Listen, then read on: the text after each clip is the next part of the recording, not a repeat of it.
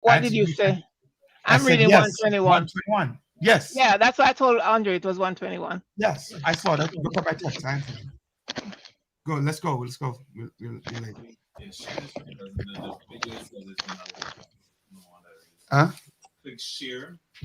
So you know how where it says share, Yeah. Yeah. and then click share screen, You Okay. know what, right? Yeah.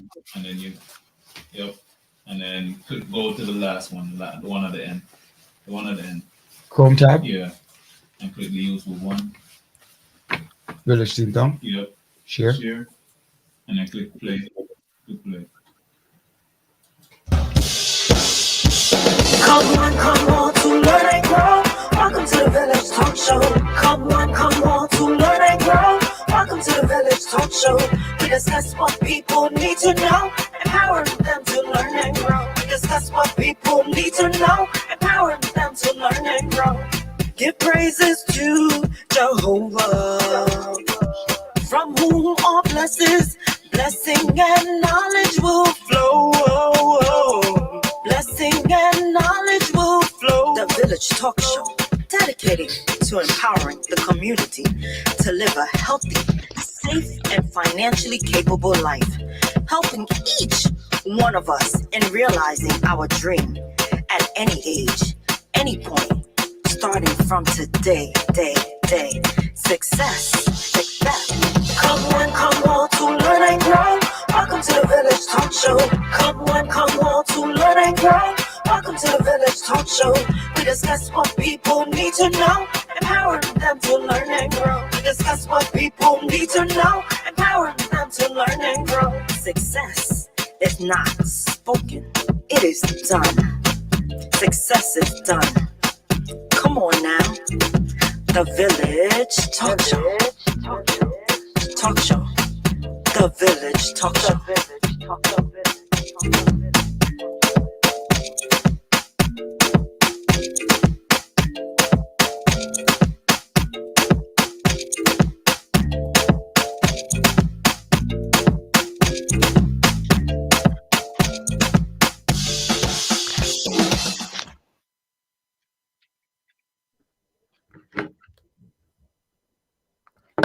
Welcome everyone to the Village.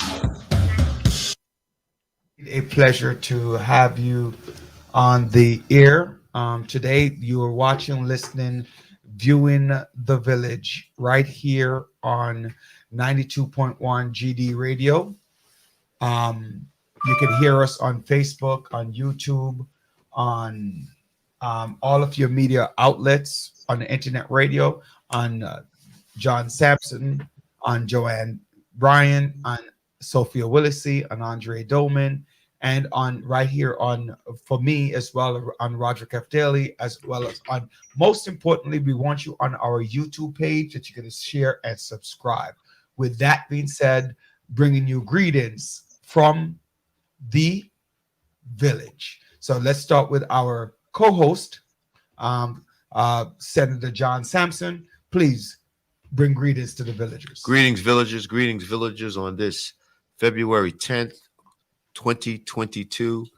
We just want to welcome you to the Village tonight to discuss some really controversial topics. But most of all, we want to hear from you, villagers, on some of the issues that really are impacting our communities. So once again, welcome and look forward to that dialogue.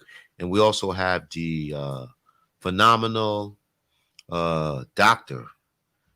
Bryant, who will provide the wisdom and knowledge, but most of all, be the referee between Roger Daly and myself. No. I'm the referee between Dr. Bryant and Roger Daly. I'm the referee between you two. Welcome, Doctor. Can I finish? Good evening. Good evening, everyone. Hold on. Before you get started, Doctor, we want to welcome Yes. Sophia, one of our producers. Hello. Sophia is never seen. I'm here. Always heard, but never seen. But tonight, we're going to be able to see and hear her. Sophia, Doctor, before we get to you, I'd rather go to Sophia. Sophia. Yes. Our villagers, Sophia. Thank you. I'm not hearing John. Mhm. We're good. We're good, Sophia. I'm not Okay. talking to you. Just keep going. Okay. Thank you. Welcome everyone to another night of the Village Talk Show. So I will start with the Bible, the scripture reading for tonight, which is taken from Psalms 121. I will lift up mine eyes unto the hills, from whence cometh my help. My help cometh from the Lord, which made heaven and earth. He will not suffer thy foot to be moved. He that keepeth thee will not slumber. Behold, he that keepeth Israel shall neither slumber nor sleep. The Lord is thy keeper. The Lord is thy shade upon thy right hand. The sun shall not smite thee by day, nor the moon by night. The Lord shall preserve thee from all evil. He shall preserve thy soul. The Lord shall preserve thy going out and thy coming in from this time forth and even forevermore. There Amen. ended the reading. Amen. Amen to the word. Yes. Thanks. Before we even say anything about the word, we didn't get a chance for Joanne to bring greetings. So can we do that first before we address the word, or you want us to address the word and go back to Joanne? I think we can go to Dr. Brian. Go ahead, Dr. Brian, address us. Dr. Brian is not there, so we'll get to All the right, word. this scripture, I like, as people know that I plan to. Good evening, all visitors. Good evening, Big Mo. And no, you're not in Bible studies, Mr. Cameron. But at the end of the day, everybody in this show is very thankful for what God has done for us. True. Or we talk about it a little bit. And so this scripture is basically letting you know that God is, God keeps his covenant. He will protect you. He'll guide you. He'll protect you. He'll keep you from all harm. Right. Oh. Right. Want to learn and grow. Welcome to the Village Talk Show. We have a little difficulties at this That's you, point in time. Andre. All right. So I just want to make sure that we point out that, even when you don't know that he is there to protect you, he is there. And he will, day or night, while you sleep, while you're up, while you're awake, while he will protect you, like he has promised to protect Israel, which is the chosen people from the Old Testament. Moving forward, anybody who repents and come and give God praise and honor and respect will also get the opportunity to enter into the kingdom of heaven. So he will protect all of us. And so the Song of Solomon addressed that. And a lot of the songs of Solomon, it does refer to praising God, praising unto thee for what it has done. Sophia, you have any additional things that you want to add to that, Joanne? And Joanne, after that, when we're done, you'll be last and bring greetings, because we didn't get a chance to do that for you. That's fine. Doc, why don't you bring greetings? Good evening, villagers. Welcome, welcome, welcome. A wonderful, wonderful day to be alive. Great weather, good health. And listen, just to have you guys on watching and joining us this evening, that's a fabulous thing. So greetings. Thank you. I'm done. Go ahead, John. No, I mean, I guess the comment that I do have is basically, it's great to always bring God into our house and to the homes of our villagers. So, always God first, family second. Amen. And Sophia? Sophia, can you hear me? Okay. Yeah. All right. So I'm just saying, if you have any additional words, and we're just going to jump right into topics, because we have. Yeah. No, just jump into the topics. All right. So just So remind Sophia, everyone, let me get on the topics. Who's gonna win the Super I'll Bowl? be- Yeah. Who you got? dedicated to empowering the community to live a healthy, safe, and financially capable life through education, helping each one of us realizing our dreams at any day, at any age, at any point, starting from today. Success is not just spoken; it is done. What was the Sophia, question? who you I'm got? not John. I'm not a Super Bowl fan. I just go with the winning team. I just hop on the bandwagon. Anybody winning, that's the team. Wait. What is that? Hold on. The first time she comes on screen, outside of reading the scripture verse, the first thing she says is controversial. I only go with the winning team. So who's gonna win? I just pick a The team. winner, right? Whoever's gonna win, the winner. I got you. I pick a team and I just go with a team. So who did you pick, if any? Mm. The Rams I or didn't the Bengals? Yeah, let's go with the Wranglers. The Wranglers? I like that. All right. Let's go with the Wranglers. All right. Who did you pick, John? I got the Rams. What about you, Joe? I don't care. Okay, moving right along. Who You you know got, what I'm Roger? saying? Yeah, I got the Rams. We're just gonna dismiss her. Yeah, I got the Rams. Although in the 88 season, 89 Super Bowl with James Ickey Woods, I really wanted them to win because I love that Ickey shuffle. I don't know if you remember the Ickey shuffle. The Bengals. Yeah, the Bengals. And Boomer Esiason, too, was also the quarterback who's now a commentator and also a Jets school. For those of you who follow football, he was also a Jets quarterback back in the 90s after he left Cincinnati. The Jets started to become good for a couple of seasons. I think, was Bill Parcells? No, Bill Parcells wasn't a coach yet. No, he wasn't. Not at that point. So that it's kinda So, cool. Super Bowl party. But there's so many things happening that day. There's so many things. There's a lot of things happening, but then the next day after the Super Bowl is Valentine's Day. Yes, it is. Are you having a Super Bowl party this year? Yes, I am actually. You want Okay. to come? I didn't get no invite. Did y'all get an invite? I didn't get no invite. I did. Andre, do you get an invite? Nobody got an invite. Sophie, you got an invite? Nobody got You an got invite. Okay. I'm gonna tell you exactly why I got it. Why there's nobody got an invite. COVID? Huh? You gonna say COVID? I don't think so because he's in Miami with other people. He's all over, so that I was couldn't be the not in case. Miami. I was in Aruba. Oh, you talking about Fort Lauderdale? Right. I was in Fort Lauderdale, not Miami. No, what happened is that, no. So I'm gonna tell you exactly what happened. And now I'm in a quagmire, right? So day before yesterday, my cousin called, and we were supposed to go to this person's house right next door to him to have a Super Bowl party. The person canceled his Super Bowl party and decided he's going to go someplace and say, yo, you know what, Michael, let's just have a Super Bowl thing, right? So Andre, John, Sophia, you both, all three of you getting your invite right now, right? It's in the line, and I'll give you a address in the chat.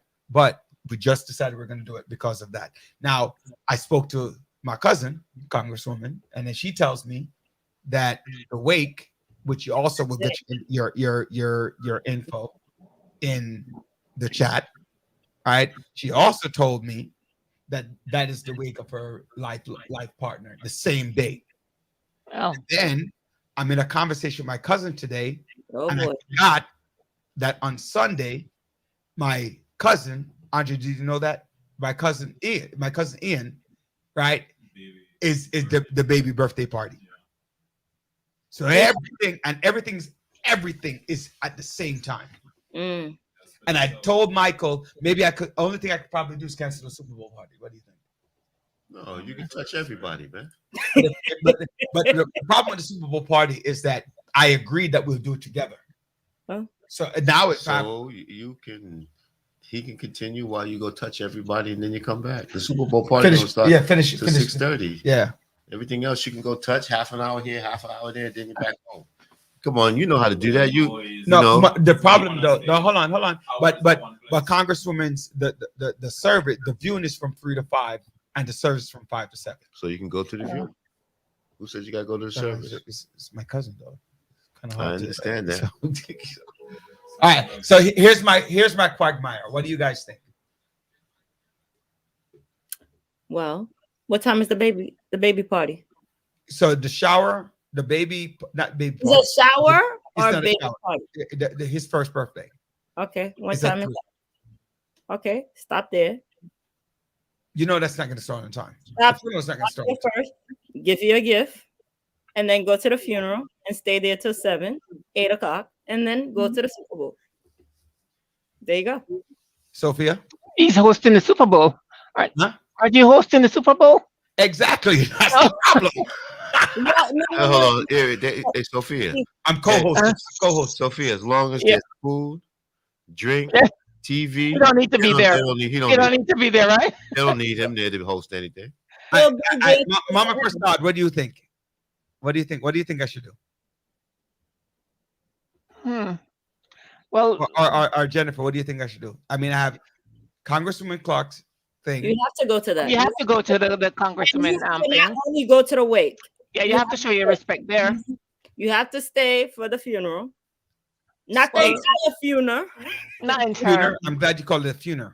I don't know what the heck is a funeral, but okay. Who's that? Your which one's your cousin? Yvette. Okay. Yeah. So you have to stay for the beginning part of the.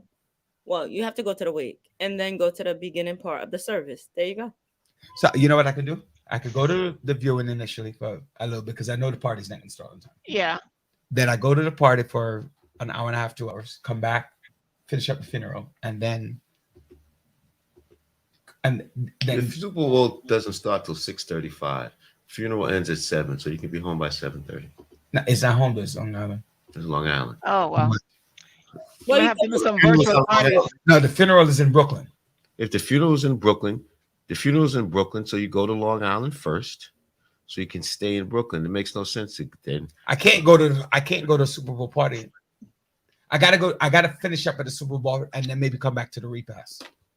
But you don't. You gotta go to the repass. You don't have to come I back to don't the have to go to repast. the repass, but Right. the repass is around the corner from my house. Okay. You know what? We'll figure that out towards the end All right. of and keep it moving. Yeah. Mama we have Prasad said go important- to the wake. Yeah. All right, let's go from there. All right, so what's going on in the news? Yeah, what's going on with all this continuous shooting, man? Every day, you heard about that stabbing and shooting today at the school? No, Where? that is the 50-year-old woman who was going to work Yes. Yeah. and kills her Oh, in our neck of the woods. in our neck of the hood, right behind the In our community board. Yeah. I was listening to something, and they were. I was listening to the Jamaican news, and they were talking about how because she was having some issues. Hold on. Go ahead, John. I said, why you avoiding the question, John? John, where are you going to be? I'm going to be at your house, Jennifer. That's where I'm going to be. Yo, John is giving the Joanne answer, the cop-out answer. All right, I got you. No, listen, Let me that start was that. the cop out answer, you know. All right, okay. Who you rooting for again, Joanne? I don't care about the Super Bowl. Hold on. At least Sophia said the Ramgles. I don't even. At least Sophia said that. Right? It's not a team, but at least she said that. Right? No, your papers have been revoked. Oh, let me go back to reading that. What happened, John? My papers are never revoked, Jay. She said JJ, it. not revoked, not at all. I still got the passport. And not to travel to her house. So, what were we talking about? Like the 50-year-old who got stabbed. And so I was reading not reading. Somebody sent me the Jamaican thing. Right. And I love WhatsApp. WhatsApp, I get all of my news from WhatsApp. Is my go-to place for any news that's happening anywhere in the world. True or false is the place where I gotta go. Right. So, because sometimes the news is true, right? Sometimes the news is true. Sometimes. Right. So they were talking about that the woman was having some issues with domestic affairs, right? And so while I'm saying that, I want to say something else after that. Wait. The You one mean the lady Pat Math? Yeah. So the people thought that because the one that got murdered by hold on, a stranger. that's why you guys don't ever let me finish that. I sound like I'm not saying something bad. Oh, look Right? who said it! My What God. happened was, according to the WhatsApp clip that I read, that people were talking about because she was Jamaican and she was and she was going through some domestic issues. They thought it was one of her partners that killed her. So then they found out that it was a lunatic. No, not lunatic. My guy mentally ill, man. Yeah, mentally ill, and he was both high and drunk, and she was a random victim of And 4 minutes from Hmm. the location. 4 minutes from Pathmark on 43rd Street. Yeah, well, it's 4 minutes from my house. Yeah. Literally. I mean, it could have been any one of us. Any one of us. This is why it's so important. This whole issue with as the mayor talked about mental health, we really got to tackle it. We really have to put the resources to deal with those individuals who really need a mental health assistance. Yeah. You know, I really want to get. You know, there are a lot of things that I didn't like about De Blasio, right? And a lot of things I like, and one of them was Strive NYC. When he was, I guess he was trying his best to deal with people with. Hell no, he wasn't trying his best. with Are you kidding me? I think he was. $1 billion went down the drain with that. I don't think it was effective. It was zero effectiveness. I wouldn't say zero. It was zero. All right. It was zero. It was not very effective, but the It was idea not behind it. at all. I think Vision Zero is was more costly for money than anything else. But I want to talk. I don't. Vision Zero was a piece of Vision crap. Zero was used as a piggy bank. Yeah, that's what it was. Vision Zero was to raise money for the city. Man, don't get me started, man. You know, don't get me started with that stuff. All right. Salute, Rodney. How you doing? You know, I went to something. So, Rodney, I have a question for you. Are you? I said the last name Battle is not very common. Rodney's a young man that grew up with us, man. Rodney Battle. You know his brother. His brother's Ray Thomas, man. We all grew up. Oh, together. okay. Because the reason I'm asking because I Flatbush. had a And he was the DJ for Das Effects, man. No. Redman and no. What I'm saying is there's a share battle. That I went to. oh And shit. the battle, the name Battle is No. not that common. No. That's what I was just wondering. No. Say Jennifer goes, I agree with you. You know, so when you really look at it, right? When you really truly look at it, What Jennifer agreed with? that about that Vision Zero and I'm assuming Vision Zero and the other one, Vision Zero and Yep. and Strive NYC. See, you always agree with your brother Jennifer. Well, your license to vote. See, Cher Battle's the sister. See? Wait. Rodney, how old is Cher? I want to know if it's the same Cher Battle. Tall, slim.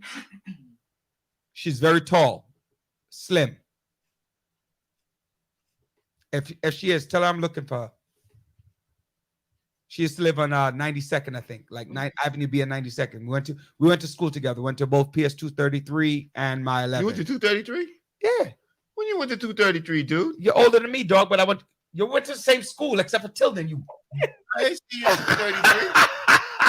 I ain't see you at Oh, you just turned 50, bro. I was long gone, man. Yeah, I was exactly. 7 years ahead of you, brother. Yeah, exactly. You're a thing there. Yeah, Rodney. They drive rate New York City. Yeah. Yeah, I will. John, you see that, right? Hey, Norma, how are you? Hope your family and everybody's well. Hey, Norma. Yeah, John. Yeah, Rodney. That's definitely Cher. Yeah. I would love to talk to her. I haven't seen her in over 30 years. But anyway, so I need to know what's going on with the level of violence. What are we doing? I feel very unsafe. I'm telling you, I've come this far by faith, and I don't want to be taken out, right, by foolishness. What do you guys think? We all, right? We all have done this. You understand what I'm saying? You know what that means? What? Get your license. Oh, License to carry, baby. What did I say last week? I told License you to carry. I believe in the ability to carry guns. Jermaine, I agree with you wholeheartedly. Bring back And stop. Jermaine is a black man. And I'm saying, I agree. Bring back Stop on First because the violence is happening within our community. And I don't understand why people are in denial. And You know what? And these guys are doing it without impunity. You see guys shooting 2:00 in the afternoon, 1:00 in the afternoon, 11:15. The guy today, his daughter calls him. The sanitation worker daughter calls him. She's in fight with the ex-boyfriend. Ex-boyfriend shoots the father at 11:15 a.m. on a Thursday morning. They have no respect. No. And they have no. And John, I really was thinking about what you said last week when you talked about the guy with the 41 years. And I'm saying to myself, these young people, they are pig-headed. They feel that one of my comments is you're older than I am, right? You're older than I am. But I look prettier. Yeah, you look better too, right? Let's not make any qualms about that. Thank you. What I'm Thank you saying very much, is, villagers. Thank I tell people, I've not lived to be your age. you. No. You get what I'm saying? So I don't know what it's like to be your age. Nobody, if you're not my age, you don't know what it's like to be my age. So I can tell you what it's like to get to my age. You can tell me what it's like to get to your age. You get what I'm saying? So what the problem I have with these young people is that they believe that they're already at your age. So if you're telling them, yo, I stayed away from violence, I did this, I went to school, I got a good job, they're like, oh, I got time for that. Don't worry about me, I'm gonna make it. There has to be some level of change, right? There has to be some level of change to inform people of what needs to happen. So Norma says, has anyone heard about the new police drama that CBS is doing called East New York? Really, Norma? I haven't heard about that. That is funny. Wait, It's called East New York, Flatbush, Brownsville, Central Brooklyn, Central South Brooklyn, Bronx, South Bronx, High Bridge, North Bronx. I like our guest last week. I do know that De Blasio did roll out the Cure Violence initiative, and it's What is that? now in regards to having different organizations to intervene with gangs and gun violence and things like that. And That's similar to how we have the violence interrupters. Yes, perfect. That's how God Squad, 67 Precinct Exactly. Council, GMAC, and some organizations like that got a lot of funding. Right. But here it is. Even with that, unfortunately, there's a lack of regard for people's lives because the guns are coming from everywhere. And the sad part about it is there's no control over it. So I have a question for both of you Mm-hmm. and for our audience out there. If the guns are end up in the wrong people's hands, I wonder why they chose East New York, Norma. Right. I wonder. Right? If the guns are ending up in East New York, in Brooklyn, in Central Brooklyn, Mm-hmm. in other areas that they use them to commit violent acts, Mm-hmm. why can't a law-abiding citizen like myself can't get a gun? But it's because I could go ahead and go about it the illegal way Mm-hmm. and get a gun, Mm-hmm. right? The question becomes, why do I have to go through so much hoops and holler for me to get a gun? I could get a gun easier to protect my house. I can have a gun in my house. But the license to carry is a problem. However, you can get a gun illegally. It is If you know the right person, yeah. If you know the right So individual, so that's part of the problem with the law. It makes it too difficult for you to have a gun. Well, you know what? Legally? Everybody can't have a gun. right? Because you have Gun cycles. because not only they always talk, it's people who kill. It's not the gun who kills. Absolutely. That's one thing, and it's the mindset people have to understand, to the control and understanding how to use that firearm. But before we even get to that, John, before you even pass that point, right? murders, 90-something% of murders happen with illegal guns. A person fires it, but 90% of all murders happen, 90% plus of all murders happen with illegal guns. Right. You know Guns what? that are legal, wait.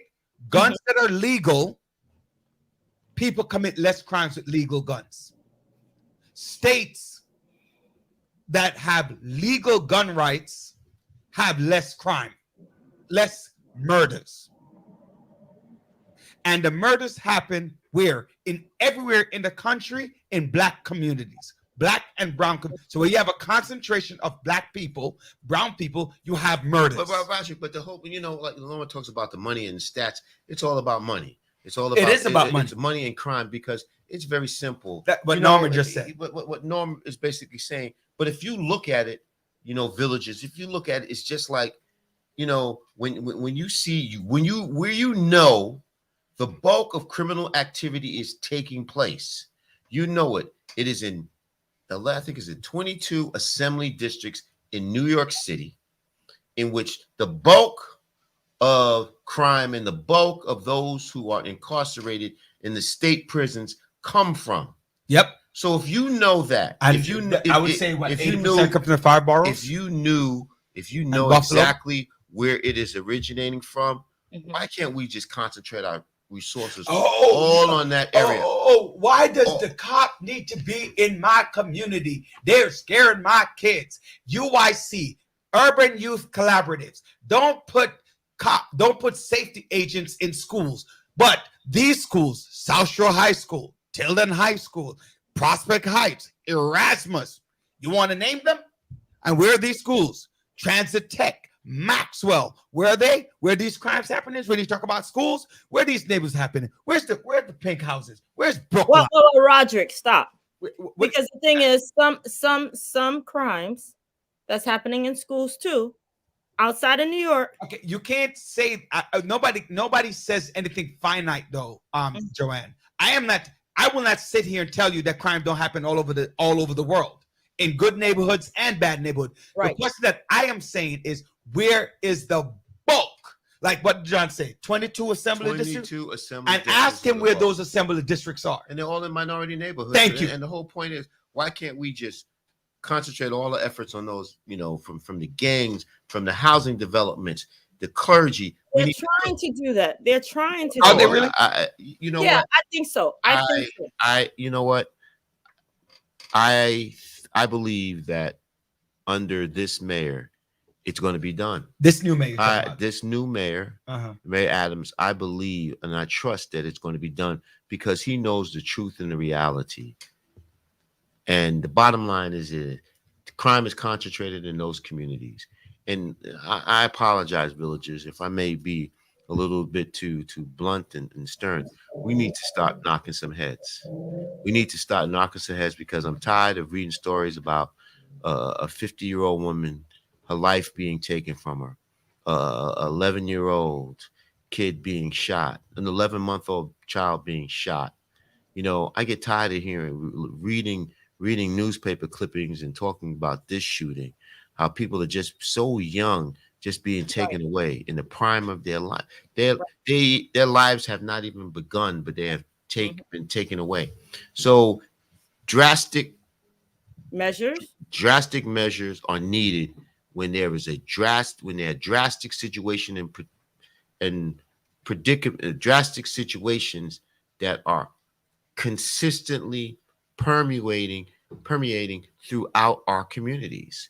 We just got to do what needs to be done, because at the end of the day, it's just like we are not, in our communities, we're basically literally destroying our communities and basically putting the next generation at a disadvantage. That's what we're doing. Yeah, John, Jermaine wrote Bring Back Stop and Frisk. I believe that I don't care that it's violating rights. I don't care. Right. But what I'm saying is anybody who's between 18 and 35, if you look that age, I see you, I'm stopping you, I'm questioning you. Yes, it's violating rights. I know this. So I get you. But if I get one gun off the street, so 18 to 35, you think those are the people who are carrying the the guns? bulk of everybody's killing, all age groups, all races. Let's say it as it is. Everybody's killing everybody, right? Everybody's killing everybody. The question becomes, where is the majority of the crime? And if I can cut out the majority of the crime, I'm lessening it by significant. And I didn't say stop person by race. I said by age. Age, men and women. Because what the students used to do when Bloomberg cut out the cell phone, and when one school allowed the cell phone in, they'll give it to another student in another school. So if I have a white friend who they might not get stopped, as a black person, I'm going to give it to the white friend. Mm-hmm. Right? So now I'm saying stop everybody. So it's an age stop and frisk. 18 to 35, stop them. Period.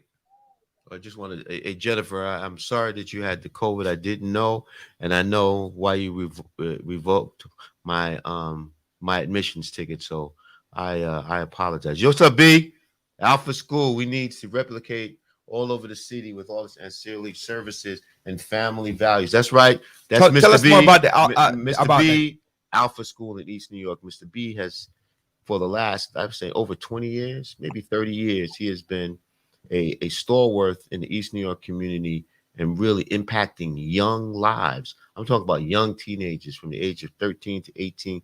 They have been in his program, man. He has changed the trajectory of those individuals who between ages of 13 and 18 for the last 30 plus years. Mr. B in Alpha School. So Mr. B, thanks a lot for doing what you do. And also Mr. B does, ladies and gentlemen, the villagers, if you want to go to a private club, a nice venue where it's very quiet and you can enjoy yourself and don't have to worry about any rah rah rah, that's Mr. B's place. It's what we call a private club for adults. I mean, if you already brought the damn name of the club, why don't you just say the name of the club, right? What do you mean by adult? It's called Mr. B's place. This is what we call. This is so. You know what it reminds me of, like a it's like a country club, sort of like a private. It's like a private country club, like a lot. But it's for the grown and it's sexy. just for grown folks who want to come there, enjoy enjoy some libation, listen to some nice old school music, and not worry about who is in the premises. You don't have to worry about, individuals. You just come in there, grown folks. This is grown folks. Okay. It's called Mr. B's place. It's in East New York, and parking is free. I like that the free ad.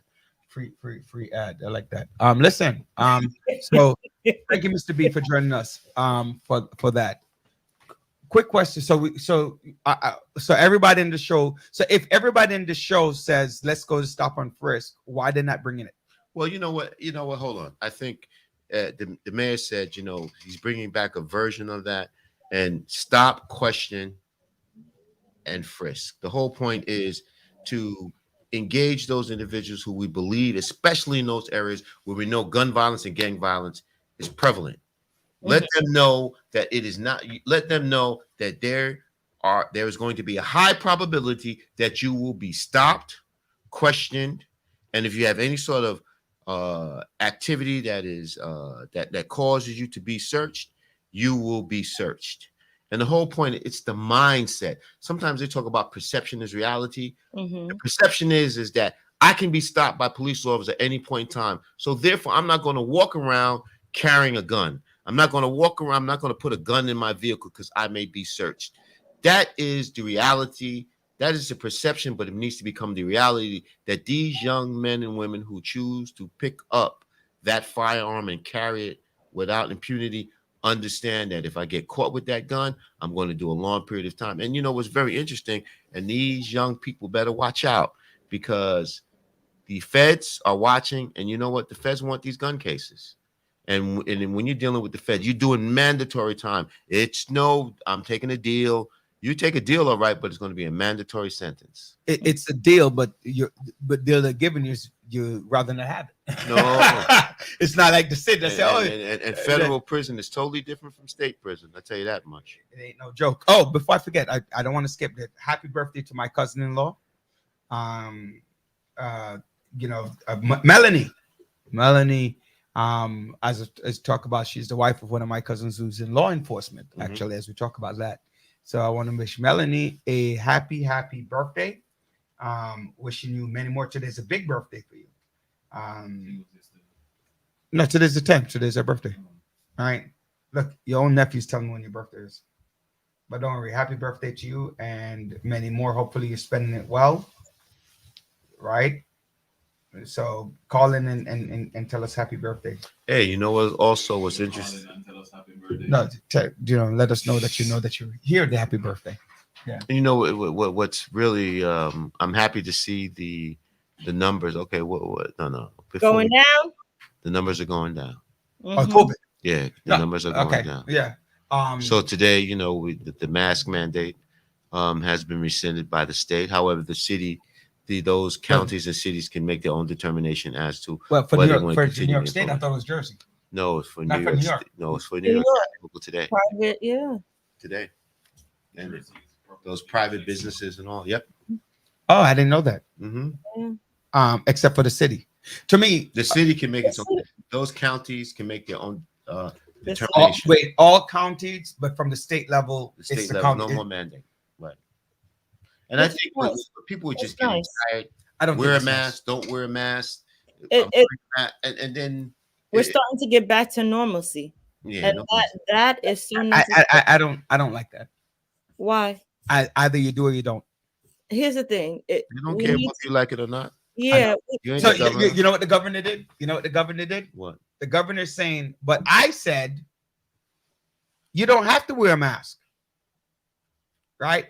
That's what she said. You said? No, that's what she's saying. I'm quoting her. I don't have to say, right? I don't have to say, I'm saying I'm the governor. I gave the state the liberty to say you don't have to wear a mask. Listen, you put the mask mandated, remove it. She removed it. No, she didn't. What did she do? She said you have the right for your own county to say yes to. If I don't want no mask in school. I saw what the UFT said that they need to have masks in school. So you're trying to say there was a statewide law she implemented. She just rescinded it. So the states have the states can make their own determination if they want to do it or not. I get that. What's the problem with that? You're missing my point. My point is you ain't got a point. That's whatever.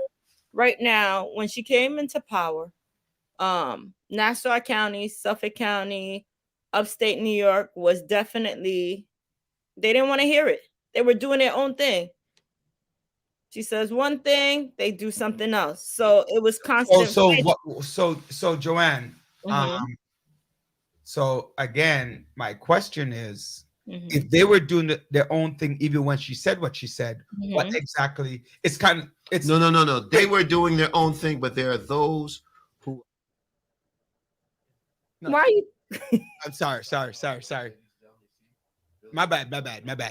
I was about to tell the producer something when I realized it was going to be on air now. Sorry, my fault.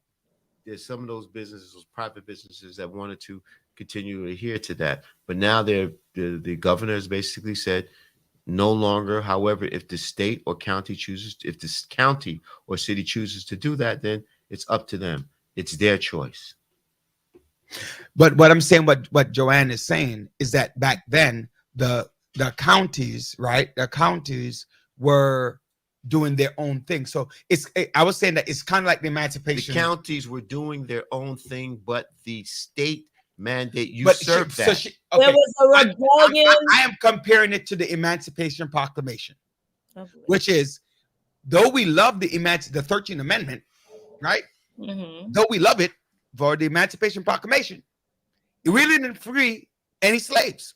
Because he freed the slaves in the part of the United States that at that point from 1861 to 1864, 65, they didn't care. Right? Technically speaking, he was not the president. And if Maryland, which had slaves, people don't know that. A lot of people don't know that. Who don't know Maryland has slaves? No, people didn't. A lot of people who didn't study history don't know that. But Maryland had slaves in the Union, and those slaves were not free.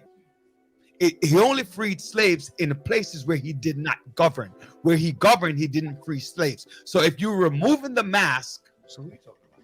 I'm saying that Kathy Hochul needs to outright say, either remove it or don't remove it. All right, Robert. Simone says she wants masks in school. So we have one person who's a principal says, I don't want masks in school. Right? Right? And one person who works in the DOE says we should have masks in school. That's a good debate. I don't think we should have masks anywhere. I think you need to get vaccinated. That's what I think. Well, that's another. I think if you get vaccinated and show that you're vaccinated, you don't need to wear a mask. You see about those city employees who did not get vaccinated, and as of tomorrow, they're supposed to be terminated. Yeah, they are. Is it terminated? I think they can show justification. No, it's termination. It's termination? Wow. I think they went to court, but I don't know what's the status right now with respect to that. Do you know that? No, they said it's a done deal. They went to court. I don't know what happened to the court proceedings. Did you hear anything about the court proceedings? No. Andre, Sophia, anybody hear anything about them? All right, maybe we can follow up with that. I get, Cameron, you brought up a good point here. Who's enforcing the mask mandate in schools? It's not even just that; it's also a waste of time, waste of energy, right? It's funny, you have to fill out. He said it. He said it's termination. Termination. So they will be terminated. It's final, 700. right? So at the end of the day, right? At the end of the day, Mhm. it's like you go to school, that you have to fill out this paperwork, right? So when you go into school, Health survey you talking about? whatever that thing is called, what is it called? Health survey. The health survey. You go to school, you fill. It has no name, no date, no person, no time, no nothing. Anybody can fill it out. I want my kid to go to school. What's the point of it? So you just fill it out. Nobody checks it. All I want to say is that everybody who enters into this building fill out this form. Right. So we CYA. But the privacy piece component says I can't say who said they had COVID. Right. And everybody can say I don't. Mhm. When I had COVID, I never had a fever. So they want to check for your I never had, nobody in my house had a fever. There are 4 of us in my house that had COVID over December break, and none of us had a fever. Mm. So what's the point of checking the temperature? What's the point of filling out that form and checking the Called temperature? being asymptomatic. Yeah, exactly. So what's the point? The point is, I could be asymptomatic but have those symptoms, and I can be, but pass those germs along to somebody else who's not asymptomatic. Exactly. Right. Exactly. So what's the point of having the mask? Anyway, I don't know. You Right. never wore the mask in the first place anyway. Don't be Well, fooled. we talk about the shooting. Veteran speaks this Thursday's too long. What's Thursday? What's that? Oh, that's something else. I got that. What else is happening? Biden. What did Biden do? The infrastructure thing's coming down for the. No, hold on. Even before Biden, what's interesting is what's going on in Ukraine.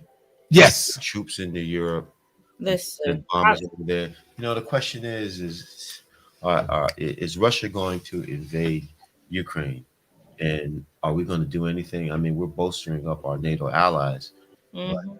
What are we actually going to do? We're going to just do sanctions. Another war. But then they said, and remember, the price of oil may skyrocket due to this.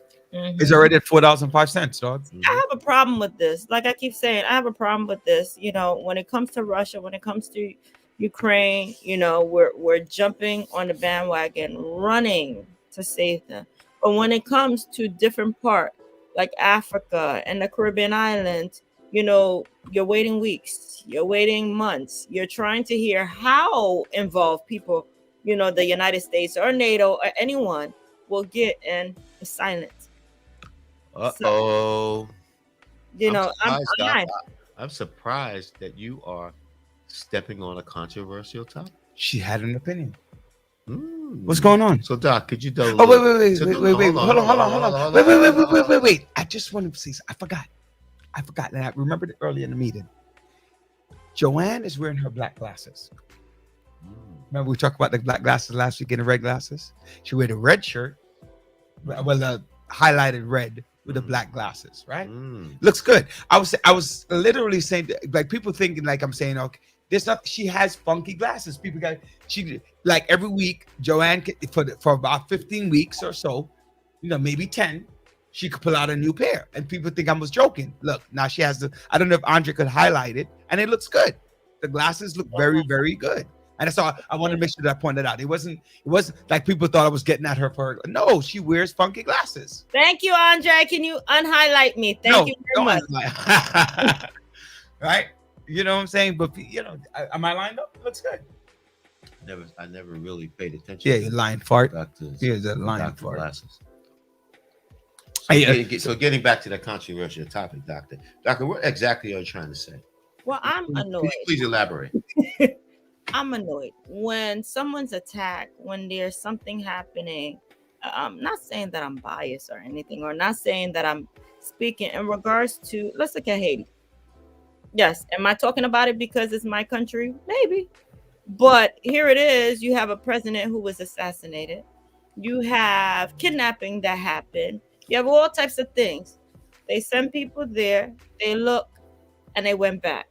What was done? Actually, they arrested recently somebody in Jamaica too for that crime. Yeah. Anyway, As I think, no election. as I guess, NATO didn't get involved in helping to set up any election. but Not as Trump helping said, to what did Trump call those countries in Africa? yeah. And Haiti, because Exactly. specifically Haiti. Shithole. Thing, Shithole. attack. Yeah. In Africa, kidnapping down there, the same thing. Doc. Stop beating around to the punch. Call it as you see it. What is it, Doc? Racism 101. What is it, Doc? Call it as you see it. Is it the fact that it's not subtle way, but what? Call it as you see it, Doc. I'm Call it. treading lightly. You did. Okay. No, you did not. You call it racism 101. I heard you. Don't pretend like you didn't say it. Like, I heard when you said it. You call it racism 101. 101. Yeah. Why? Is it because they feel that a certain class of people, a certain set of people are not valuable enough, and another set of people are more valuable? You know, hey, you go jump to rescue all types of individual when they're at war, when things are happening, when crime is happening. But another set, Caribbean, Africa, whatever, nothing is happening on that, and it's silent. So, you know, and it's all- Black History Month. Yeah, but you know what I think, Doc, what you really want to say is it's the unequal treatment that people of color get as compared to the white Europeans. So, you know, with that being said, I was never finished my thought. I was just saying, because I'm putting one more controversial topic in there too while I'm at it. Because I was reviewing last week's video, and I was reviewing my comment about. If you're talking about relationship, don't even go there. Well, I ain't apologizing. Okay. I was talking about the Holocaust. I reviewed what I was saying. I reviewed what I was saying. I reviewed it. I was watching the video because, you know, I go over. So people, if you don't know what I'm talking about, go back to YouTube, turn on the Village Talk Show, and see what we were talking about. It was not just Whoopi Goldberg, but the whole thing that we were discussing. I thought about it, and Whoopi's comment, right, did not warrant a suspension. Whoopi's comment was not without cause. She was not in any way giving credence to the Holocaust. She was saying, because I strongly believe,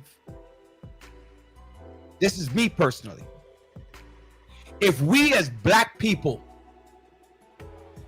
will take up the mantle and the argument and be so strong about our history as the Jews are about theirs, we'll get a hell of a lot more crap done. Because the moment she opened her mouth, it was anti-Semitic. And she needs to take it back. As soon as we talk about reparation, all of a sudden, what you talking about? Now, slavery's been over for 200 years. The effect of slavery is nowhere near finish.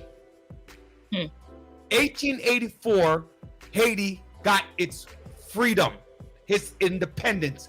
200, right? Actually, is it 200? We're in 2104 almost. 300 years later, Haiti is still suffering.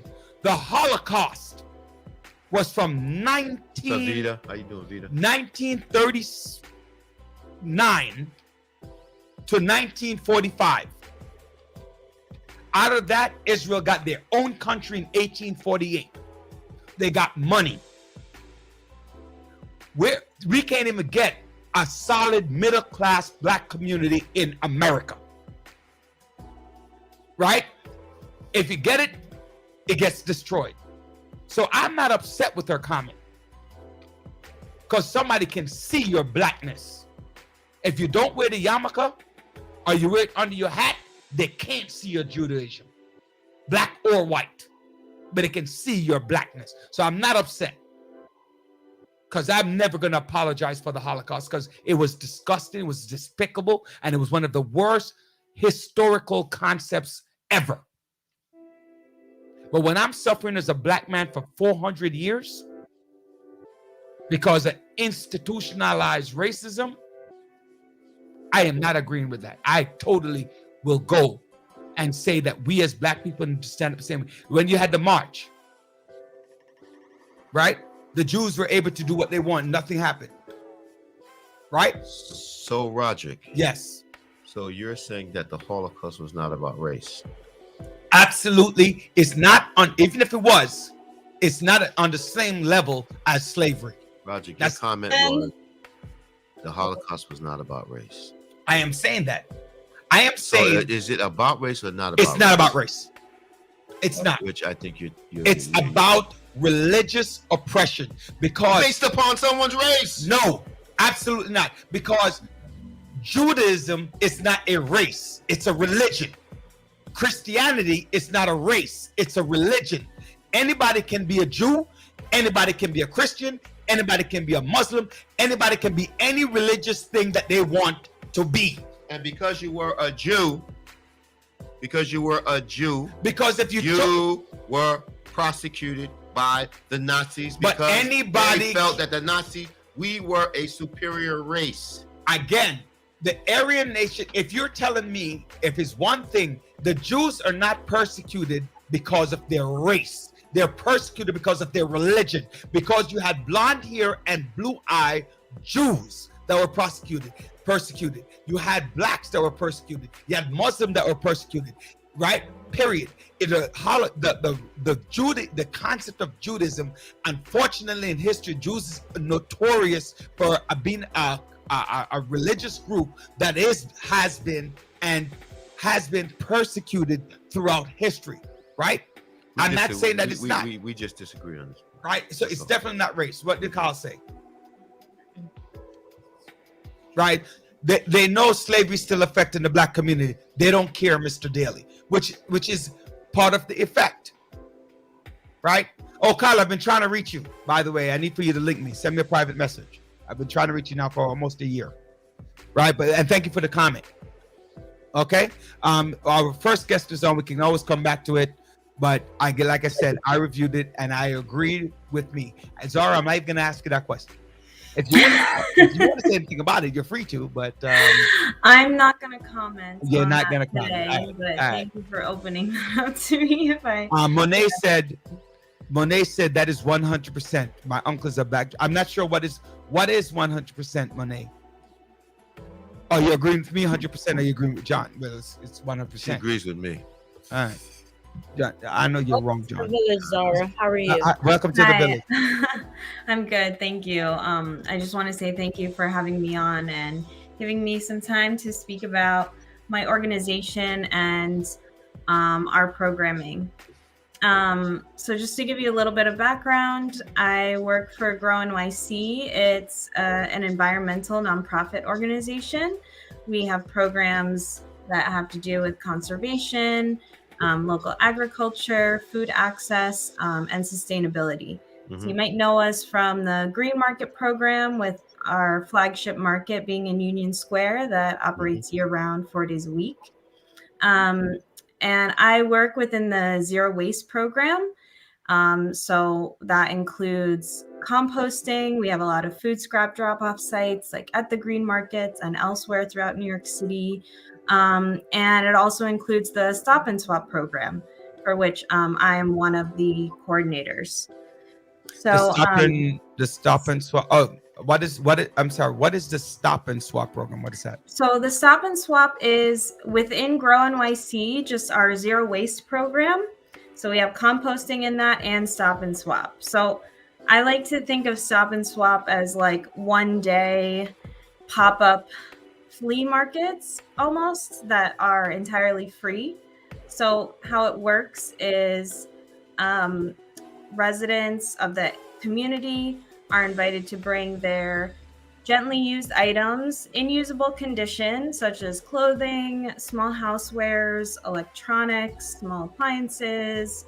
We accept kids' items, toys, games, etc. We just don't really accept like large items or anything that's not in usable condition. And we take in the donations, we sort through them, and then we put all the usable items out on display for people to take home with them entirely for free. So,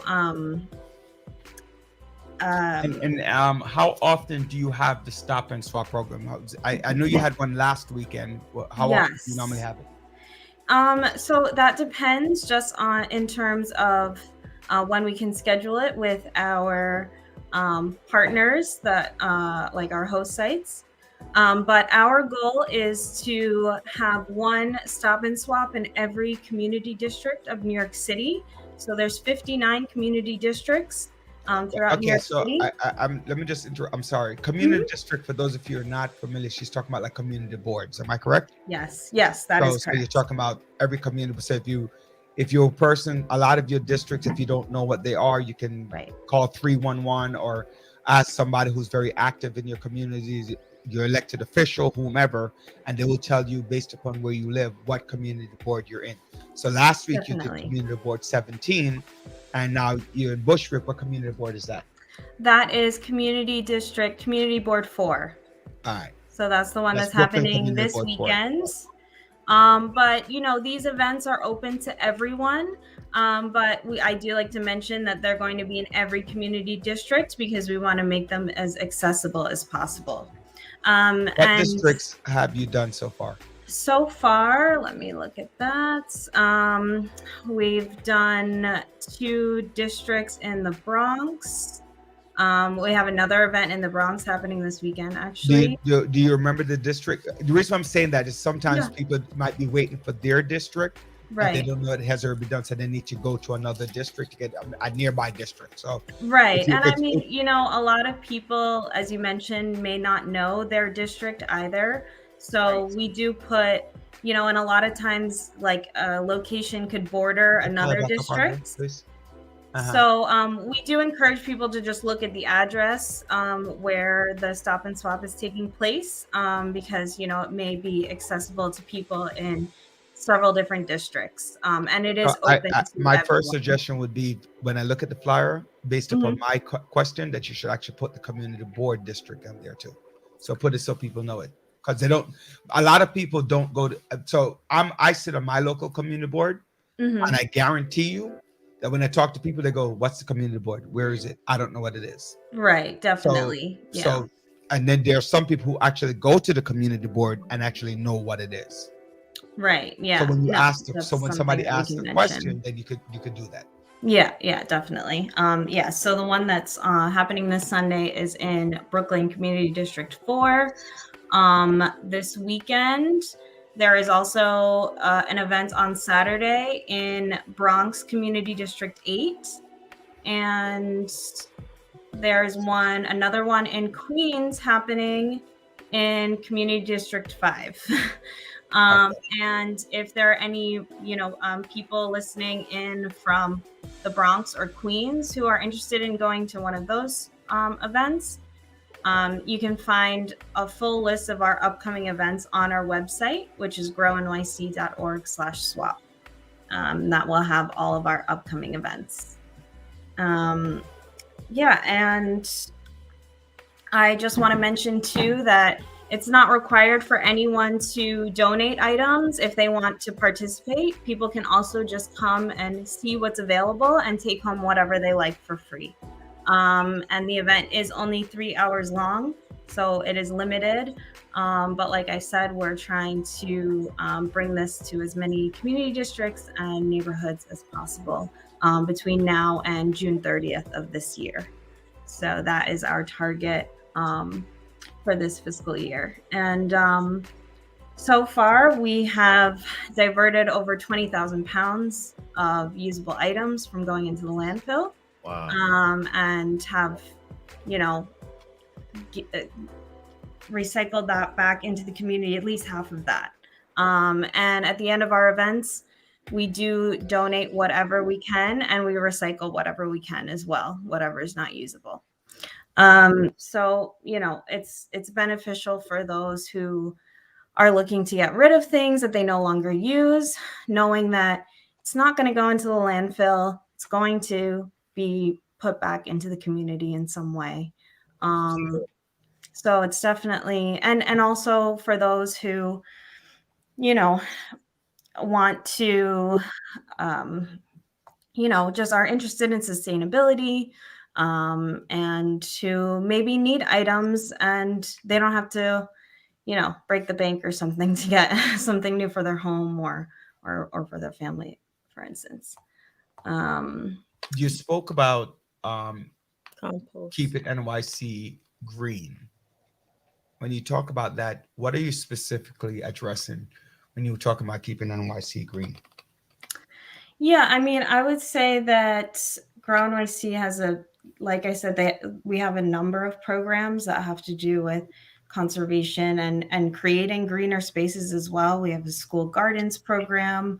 Um, we have many agricultural programs, but like I said, um, it is quite a large organization, and I can't speak so much specifically to like those other programs because I don't have experience working in those programs. But there is, within Grow NYC, a lot of efforts towards supporting local agriculture and, um, yeah, I guess bringing some green spaces as well to New York City, and just with a focus on, sustainability, uh, and conservation. So this is being sent to people's home, information about this, or I know that in certain schools you have different organizations come in and teach children about it. But is this Yes. something that, like, if one is interested in getting involved, how would they go about in finding out? Yeah, I mean, I think if there's an interest, I mean, a lot of information can be found on the Grow NYC website, all the information about our different programs. And it probably has more specific contact information for each program. Um, you know, for us within the zero waste department, people can reach us by emailing recycle@grownyc.org.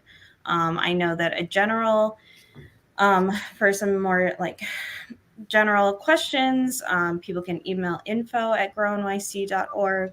Um, but yes, we do definitely have like a program where, there's information given out at schools, or there's school tours of the green markets and things like that to teach people more about, yeah, about local agriculture and sustainability.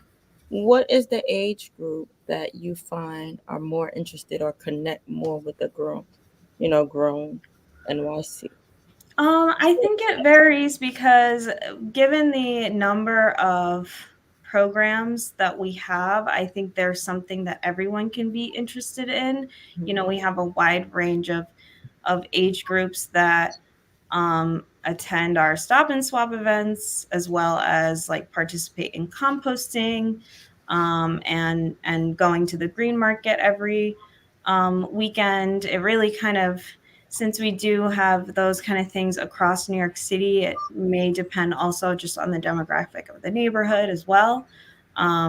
If I had to put, you know, I guess as to where the age range is, I would probably say, like 20s, 30s, something like that. But like I said, it definitely varies. At least our green market program has been around for a long time, Union Square notably. So there are definitely people who still shop there every week, who have been coming every single week. And our stop and swap program started in 2008. It got postponed because of the, pandemic, Mhm. and so we just You came said back. 2008 and got postponed because of the pandemic. It got postponed in 2020 because of the Okay. pandemic, so we just came back in November 2021, with our first events. So, and we're getting people who, had come to those stop and swap events every year, but of course we are getting new people to participate as well, which is great. So I want to piggyback on Dr. Bryan's question about schools and school age children. Have you, do you know I mean, like for example, there is a group of school called urban, the urban schools, Mhm. right? And the urban Mhm. schools, primarily in Manhattan. There's also one in one. It's not an urban school, but Assembly for Conservatory Science, ACE, Conservation and the Environment. Mhm. There's another school called Base High Schools. There's a Botanical Garden, and schools that are affiliated with those schools. I mean, with those programs, Right. right? So you have Mhm. Base, you have Botanical Garden, you have the urban, urban schools. Have you guys made attempts to foster relationship with those with the not with the students but with the school, and then the school will then facilitate the relationship with the students to help to promote grow NYC and zero waste programs, because I think I would venture to say that part of the zero, and it's actually here because it deals with composting and things that people are really really interested in. When I was in school, I brought kids to composting site. Mhm. Mhm. Yeah, I mean, I can't, speak to the school gardens program directly because I'm not, within that department. I'm not the best person to speak on behalf of that. Gotcha. When we are making community connections, yeah, we usually go to some point of contact that we have there to build a relationship, and move forward from there. And, Or network. yeah, exactly. I mean, um, I do know one person with for the stop and swap program, mhm. um, that probably would be very helpful. I mean, unfortunately, it's kind of like on a Saturday, so that's going to be a little hard to get kids out, especially high school students out Right. on Saturday. Mhm. They don't want to go nowhere. Not in for their best interest. They'll go to a party, but Mhm. Right. Yeah, but I mean, we also do hold some of our events at schools as well. This past weekend, in East Flatbush, we did have the event at PS 361. They were gracious enough to let us use their gymnasium, and they also have nonprofit, like, community center there with Canva. So we partnered with them to bring the event to PS 361. And it's always great to, get in touch with not only the students there, but the parents as well. I think for our events, like, parents, yes, are probably more enthused and more likely to attend, than the kids from the school. But don't worry. In school, the everyone can teachers are more benefit. enthused than the students, so don't worry about that. Sorry. What on a Saturday party, the teachers are not a Saturday party, a Saturday like a trip to the play. All the teachers want to go. The kids say like, I don't want to go to no play. They I don't don't want to want to go back to school and they're there all go. week. Right? They don't, so don't worry about it. Yeah. It's not the worst thing in the world. Hmm. So the big event is this weekend. Andre going to bring that up back on the screen. That's awesome. Um, Thank you. bring your good used items, not your poorly Yes. used items, new or poorly used. So what's it? You said clothes, toys, Clothes, electronics. toys, games, housewares. So, like, Okay, I am not completely small domesticated. Tell me. furniture or Okay, things like thank you. that. Because I don't know what housewares are. Housewares, like, people bring in, I don't know, mugs, plates, like anything that can go into your house, really. Okay, I know it's kind of a general gotta bring category. my sofa. But like a vase or something. Well, we can't sort through a sofa. That's a little bit too hard for somebody to transport, I'm sure. Just checking. I mean, a As small you item. can see on the no category, we don't take like really large items. It's just too difficult for us to transport. If we could take more, we obviously would. We would love to, I want get. to get my wife out of the house to go. Well, there will be Oh wait! plenty of Oh! opportunities I just saw the across New date. York City. I just saw the date. You should go, Roderick. You should go. There's nothing happening on Sunday, so you should No. go. Oh. Well, not at the time of the Oh time no of no no no! the event. I have a street co-naming event during that time at a church. Mm. Ooh. Well, a lot of, the host site when I was there, at Hope Gardens Community Center, they did mention that, oh, the Super Bowl is that day. Oh, But it's in the evening, so people have plenty of time to attend the event and then go home and watch football if that's what they want to do. Sounds like a plan. Right? Yeah. Give me more things to do. All right. So I want to thank Zara for joining us right here in the village. Hope people get out on Sunday. We also said Yes. So for Saturday and those Sunday both. Yes. So for those who are in Queens, there is an event on Saturday, the 12th, at the shops at Atlas Park, which is I can just give the address real quick on 80-00 Cooper Avenue. So that's on Saturday in That's Queens. that's like Glendale. Yes, it Mhm. is. It's actually the border of Brooklyn and Queens, right off Right. the Right. Jackie Robinson. nice mall. Mhm. And then also same day as the Bushwick event, there's one in the Bronx for anyone listening in the Bronx who wants to attend an event this weekend, Sunday at Bronx Amalgamated, which is at 74 Van Cortlandt Park South.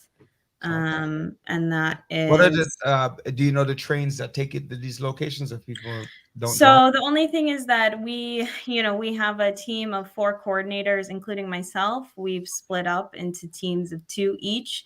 So actually, the team that covers, I cover Brooklyn, outer parts of Queens and Staten Island with one of my coworkers, and then the other team has actually organized the Manhattan, Bronx, and most of Queens swaps. So the other 2 that I mentioned are from the other 2 coordinators. Sorry, I should have been a little more prepared about giving more detailed information about their swaps. But all the detailed information is on our Stop and Swap page, which is grownyc.org/swap. So if you can't make it this weekend, also just check our website for an updated list of all the upcoming events that we have. All right, perfect. Thank you. Thank And you. that No problem. website is grownyc.org/swap. Swap. Again, that's Yes. grownyc.org/swap. If you can't make it this weekend, there's something as Zara stated, she'll try to get. They're going to make the greatest attempt to get to all 59 Right. community board districts in the NYC because there are 59 of them from bar to bar. Mm. So God bless Zara and good Thank luck you. with the event. Thank you. Thank you so much. All right. Yeah. It's a pleasure having you on. Thank you. So, going back, Andre actually wanted that, and this a lot of times we talk about protecting the environment, but we're not doing much about it, and this is a good opportunity for people to do that. So they need to follow up. And again, one of the things that we talk about a lot in the show is that success is not just spoken; it is done. What are you doing to be successful? This is an attempt to be successful. So what are you doing? I want to go back a little bit to the topic, and I want to show something. I don't know if Andre can pull up the thing that I sent to him on Facebook, not on Facebook, in the group chat, with the 5 people with the court cases and the voter rights registration. Right. Okay. So that, Right. And so since he said no, he can't bring it up. So I'm going to talk about, because we have to do the Black History event before Corey comes on. That music that's playing in the background. Love the music playing in the background. Are you trying to tell me not to stop talking? No, it's awesome. Right. It's very soothing. Right. So anyway, in the United States, I don't know if everybody remembered that then President Trump was complaining about voter fraud. Mm-hmm. 5 people got arrested for evidence of voter fraud. And this is what I'm saying. The difference between race and religion. Oh boy. We're going back to that again. 4 people, Uh-oh. 4 of them from Republican states and counties. Okay. 3 of them, now here's what they're all charged with. They all put in a ballot for a dead person. Mm. They all put in a ballot for a dead person. Like they willfully put in a ballot for a dead person, and they were all Republicans. Mm. And they were all white men. Mm. 3 of them, right? 3 of them got probation, and 1 got 3 days in jail. Now, I had Andre check it before I brought it up on the screen. They didn't get their pictures, but now we got the pictures. We put them up there. 1 person, a black woman in a Republican state, Right. voted under her own name. Mm-hmm.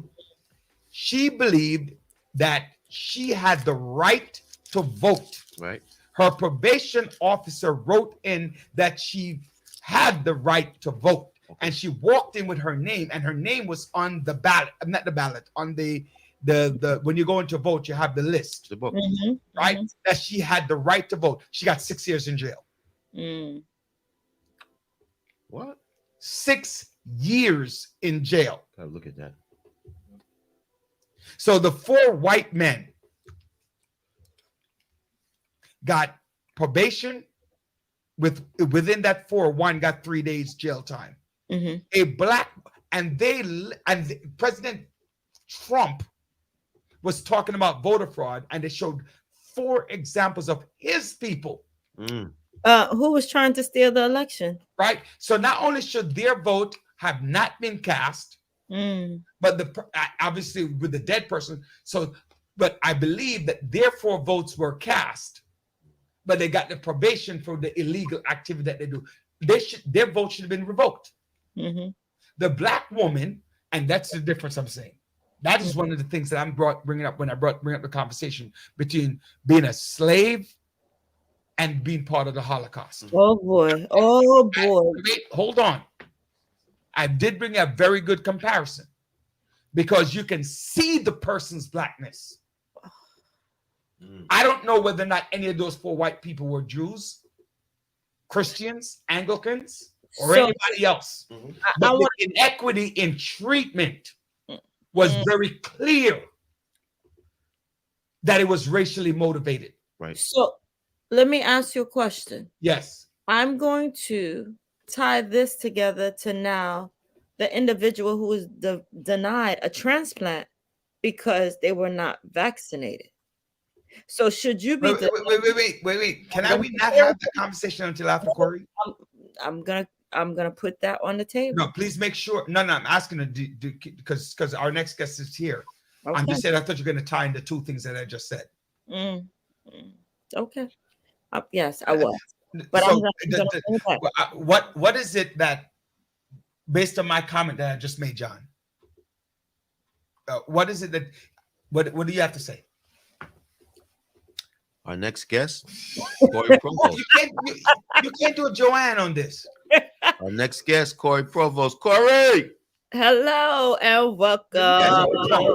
Good evening. Good evening. How you guys doing? Corey, you better not answer this question. All right, you better not answer the question. Let me leave for the controversy. Good evening, John. You're not running for office no more, man, and neither is Joanne. You can make your comment.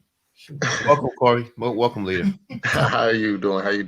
I did want to before I formally introduce myself. I did want to talk about the case that you guys were just talking about in I believe it was Tennessee, the black woman that got 6 years in prison. Yes. Her name is Pam Moses, and when I came across that case, it really struck a nerve with me of what happened because she had actually tried to run for mayor a couple years ago. And it was at that point where she was kind of told that she's ineligible to vote. And, obviously she can't run either because she had a felony conviction. And in Tennessee, if you have a felony conviction, you permanently lose your right to vote.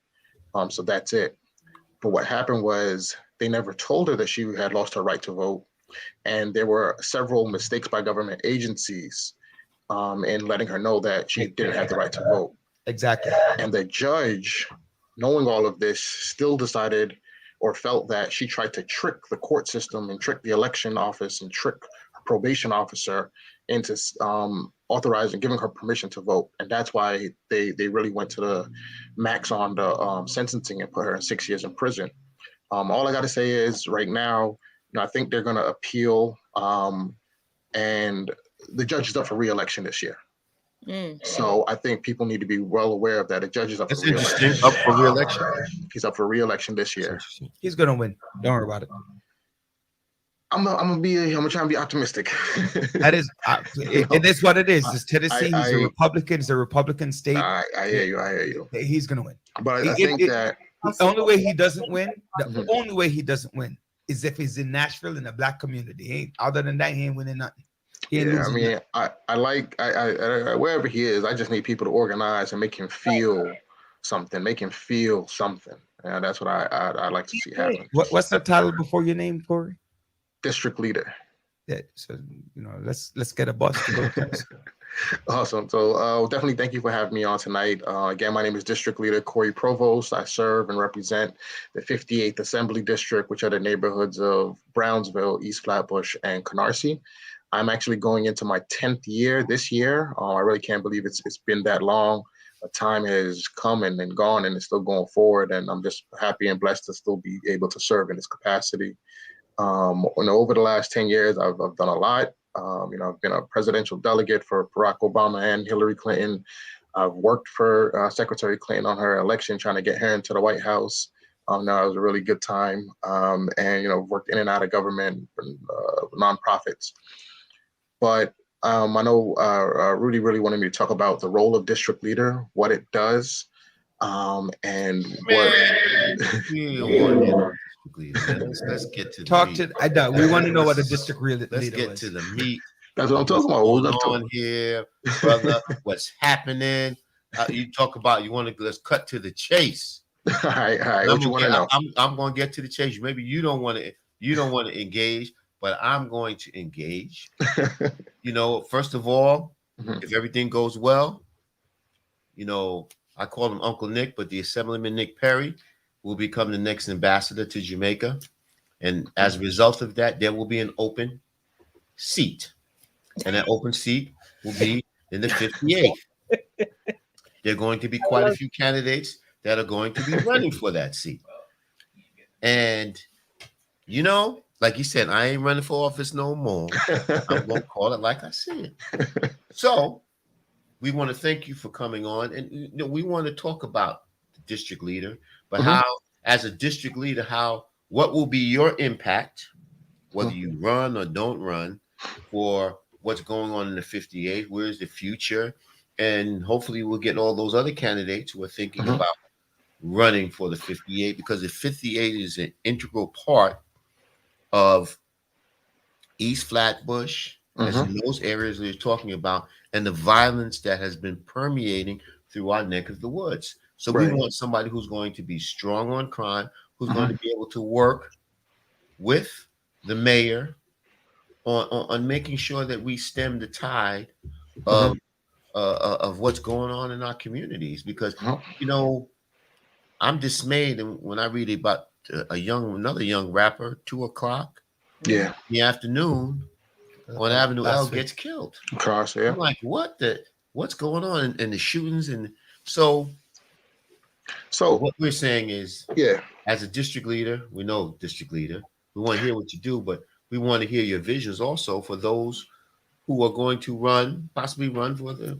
for office, and make sure we understand. I see Rudy King.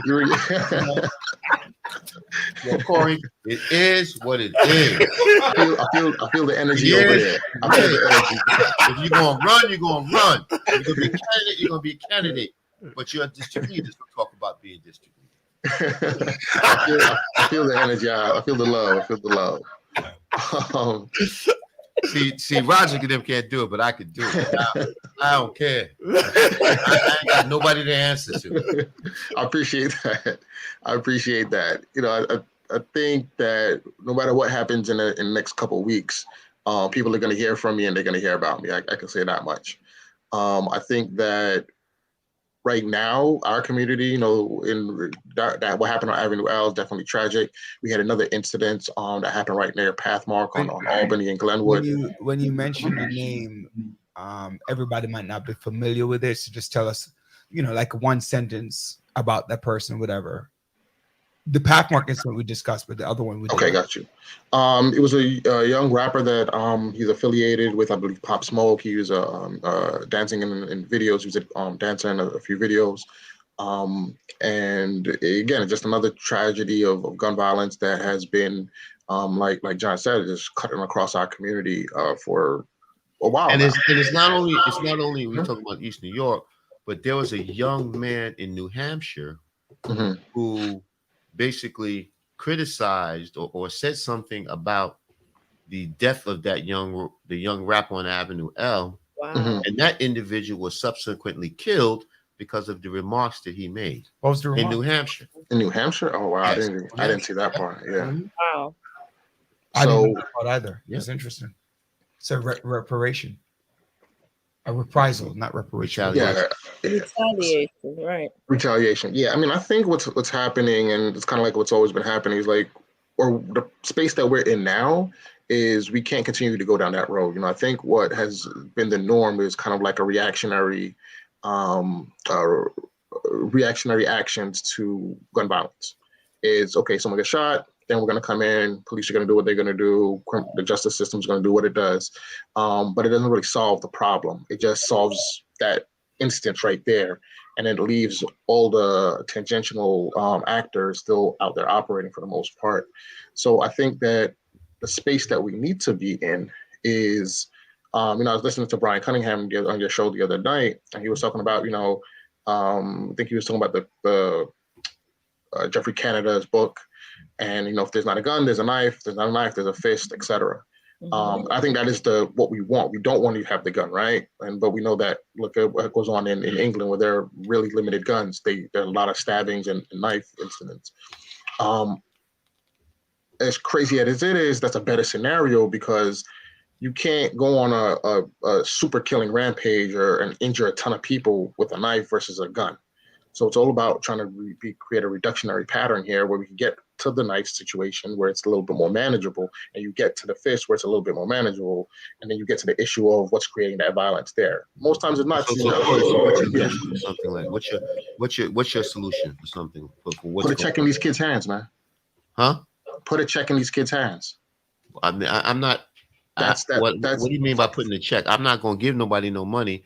Don't you got to work for money? I'm not giving it. What am I giving the check? Right, but I'm saying that that's the fundamental thing is this. If you have something to lose, you're less likely to jeopardize that. So if there is a job opportunity, put a check in their hand, give them some responsibility, give them something to do. They're less likely to jeopardize that option, that opportunity that they have, to throw it away for some nonsense.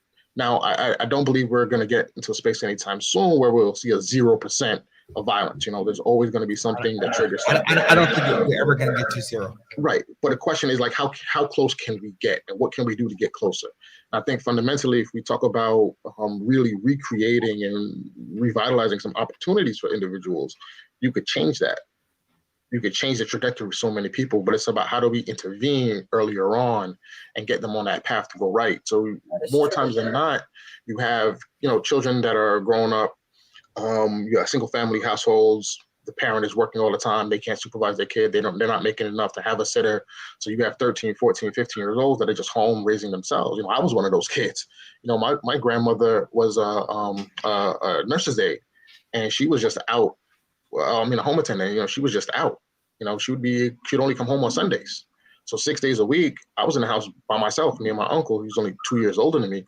But we were together, and that was it. That's all we had was each other to try and figure out, okay, we know how to, she taught us how to cook our breakfast and lunch and dinner for the most part, so we could be somewhat self-sufficient. But that street life and being out in the streets was still something that was for us, because we wanted to be around other people.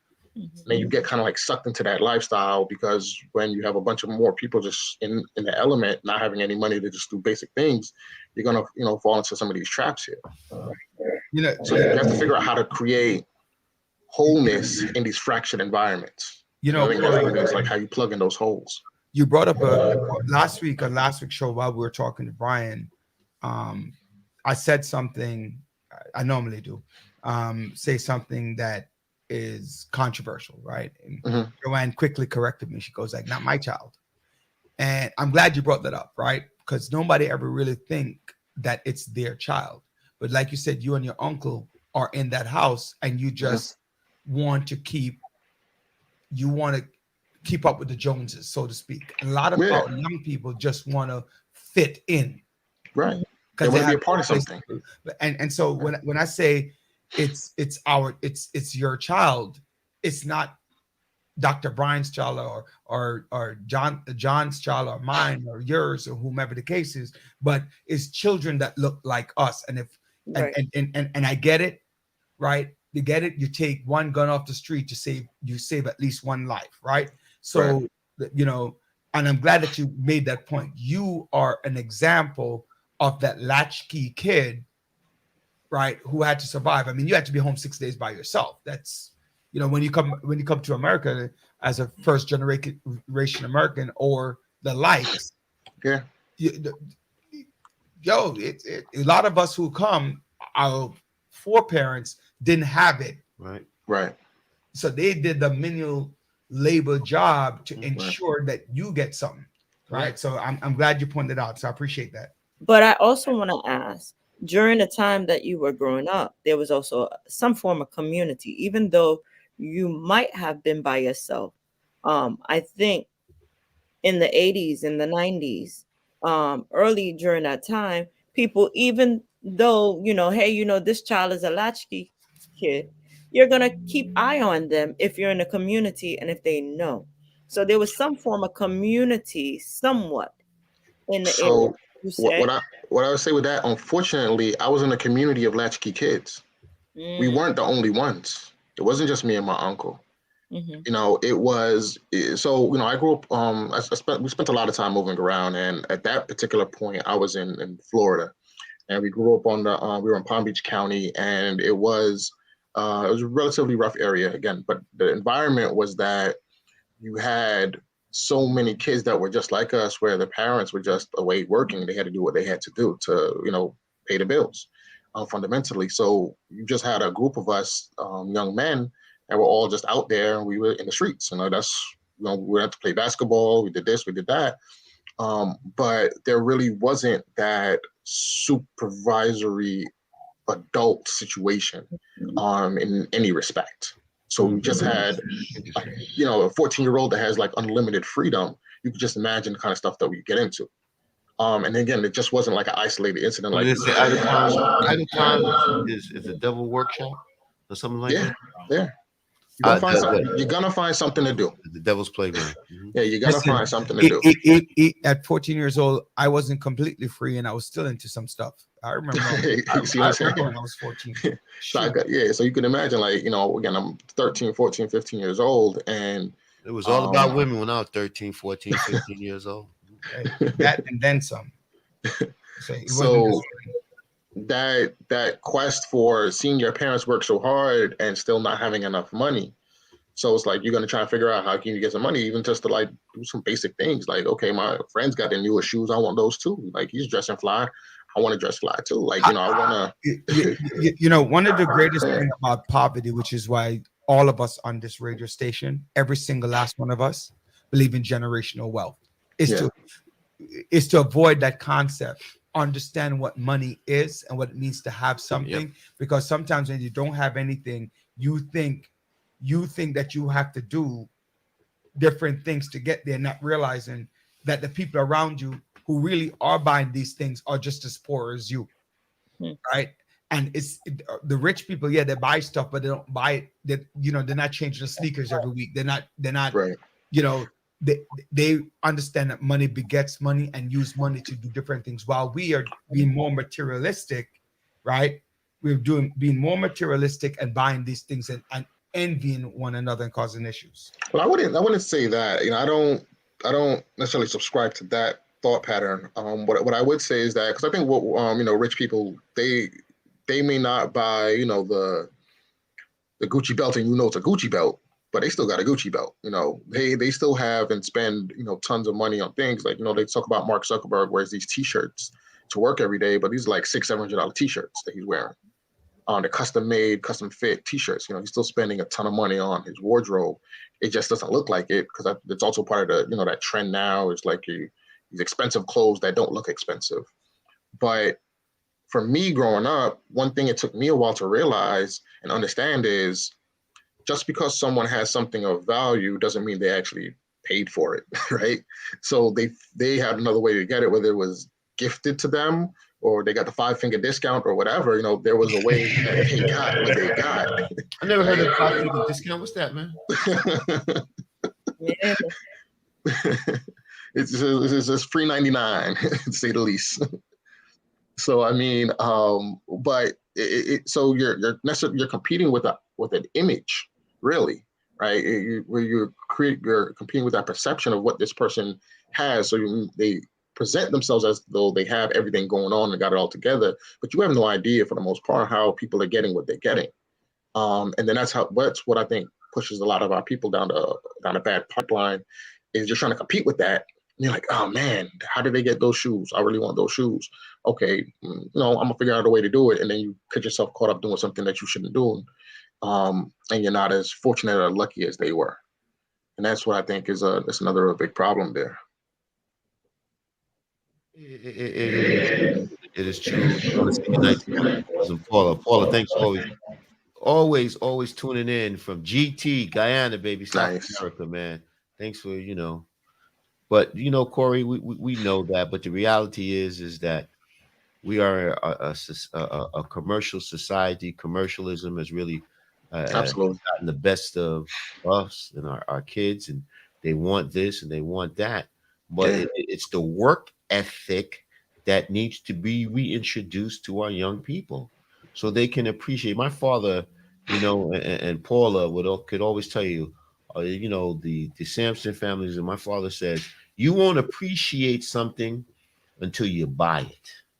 But that's kind of like when you spend your own money and you buy something, you appreciate it. But John, because you know how hard you work for it in order to get that. But see, there's a two-pronged negative approach, right? Okay. That's one positive, one negative, right? One negative of that concept. Here we go, villagers. No, one negative of the concept is like what Corey stated. When I was growing up in the 80s and the late 90s and late 80s, early 90s, back then they had the Travel Fox and the Chris Ballet boots. Yes. That's what we had. You know that as well, because you went to Tilden and it was around at that point, right? So I'm coming into what you were leaving from high school. Right. I wanted that. Right? But it wasn't affordable to me. Right. So if my parents said to me, if you want it, go get a summer job and buy it. Amen. I'm still buying it, but I'm not learning the concept of money. Why? Because that's my whole paycheck. Right. You get what I'm saying? So there's a negative component. It's also learning the value of money. Right. Which is also important. Because if you tell me to go buy it, you're teaching me to be materialistic. I see something, buy it, I want it. Or versus to understand that money begets money. So that $800, right? Because I mean, when I was going to My 11 Dog, I had on my silk shirt, I had my ballet boots.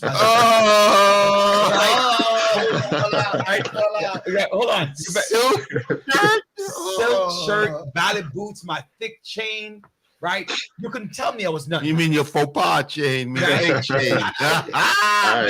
It's silver. But you know gold plated. No, what I did buy, I borrowed. 5 fingers or not, I still borrowed them. Right? Mommy didn't get no 5 finger. Right? Right? You get what I'm saying? So there's a value that I want. Right. I want to go back to something. Hold on. Yeah. I'd like to see this image. I have some pictures. Yeah. Ballet boots. Wait, John.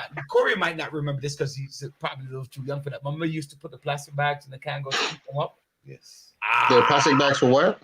In the Kango. We used to wear Kango. I do that now. You put it in Kango. I was the Kango was an era before me. You wear your Kangos. Yeah. You put not what was it? What do you call those hats? I don't remember what the name of the hat is, but it's like right? Huh? It was Kango. No, it was Kango, but the like this is a cap.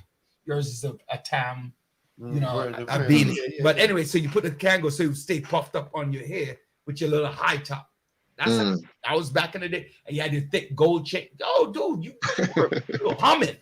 Your ballet boots. Until you got robbed and went home without your chain. That's the other side. I swallow it. But anyway, I want to. We've been touching a lot on gun violence, right? But before I do that, your former colleague, well, not former, he's still your colleague. He's presented in front of he's going through his hearing right now and should get a decision within the next week or so. When would the election be? And is it an election open up to the general public, or is it, when it comes to a state election, are they appointed by the county? How does that work? So the process is that upon resignation, right? So he'd have to resign, step down from his seat. I'm going to leave it up and leaving because you can be terminated too and arrested and everything else and all the negative things, right? So upon leaving. Upon vacating, right? Upon vacating your seat, you, depending on the timeline, because we know we have a primary coming up in June.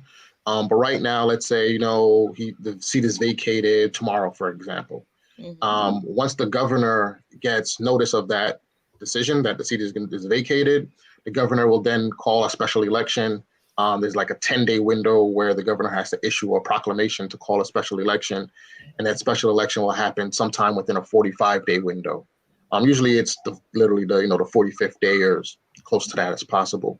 And then what happens following that process is the county committee of that assembly district will meet, and they'll make a nomination for an individual. It's already happened once this year. We saw what happened in East New York with Nyc Lucas. That's the same process that happened there where Charles. County committee. Sure. So I'll use the Nyc Lucas situation. So that's a situation that had already played out fully. So situation that happened was Charles Barron. He was in the state assembly. He ran for city council, and last year, and he won. As of January 1st, his seat in the state assembly was vacant. So the governor did what they had to do. They issued an election for February 15th. Shortly after the announcement was made that the election will be February 15th, the Brooklyn Democratic Party convened the county committee, and the county committee are individuals that live in the specific district. For them, it's the 60th Assembly District, was East New York, Starrett City for the most part. And the county committee are individuals that run. It's like pretty much the most fundamental, the bedrock of our party, of the political party structure, are your county committee members. They're individuals that represent like a 3 to 4 block radius. And their job is to definitely pass rules for the party as a whole. That's something they do. But very importantly, and often not spoken about enough, is that when there's a vacancy, these are the individuals that get to nominate someone to be on a line. And the Democratic line, Republicans have it, or working families parties, they all kind of like have it. So what happened there was you have Nyc Lucas, who had helped elect a number of county committee members. The Charles Barron and his team had elected a number of theirs. At the end of the day, Nyc Lucas had helped elect way more. So she reached out to all her county committee members that she helped elect, and they say, "Hey, we're going to support you, Nyc." How many members are in this county committee? So usually you're talking about maybe up to like 300 people could be on a county committee. So it does vary based on districts, but I think they could go as high. On the county committees. In our district's about 40. About 40 people. Yeah. So each district is a little different depending on how many people are wanting to run and get elected and things like that. So who controls those county committees? It's usually the people that help elect them. So you have the assembly members and the district leaders. They're the ones that do the most work in helping elect the county committee members. Okay, so you were explaining about with the Nyc Lucas, go ahead.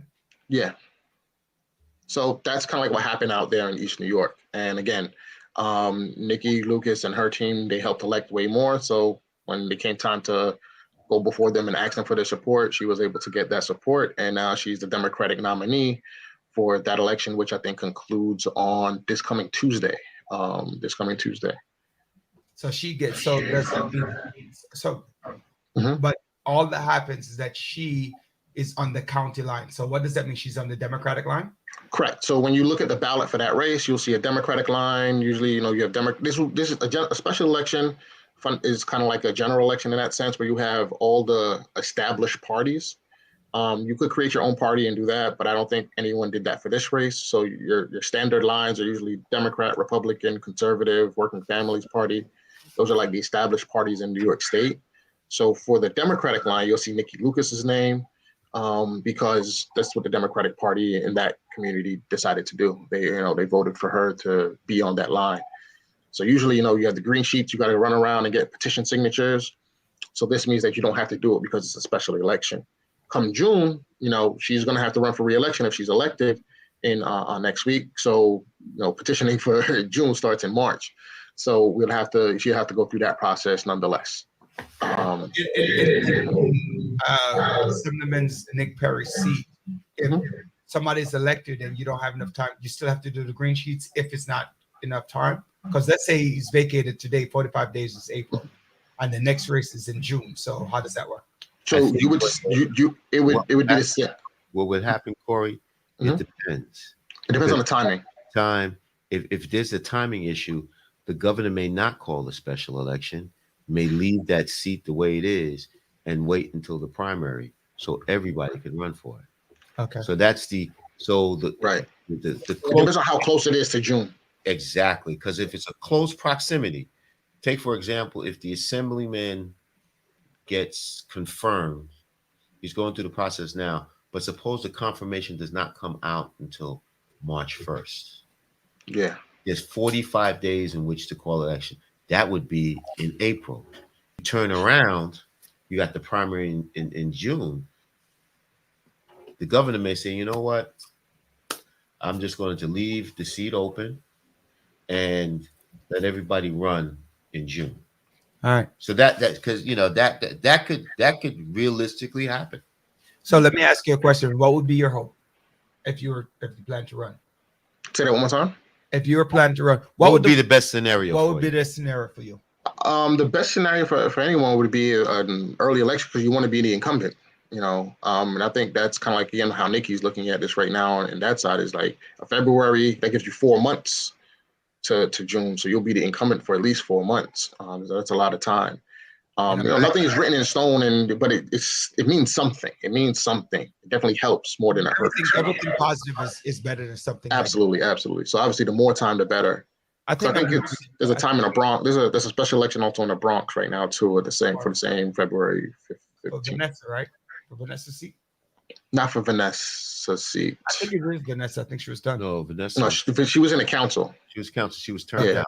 It's somebody else. I can't remember who. And you're also going to have one for Diana.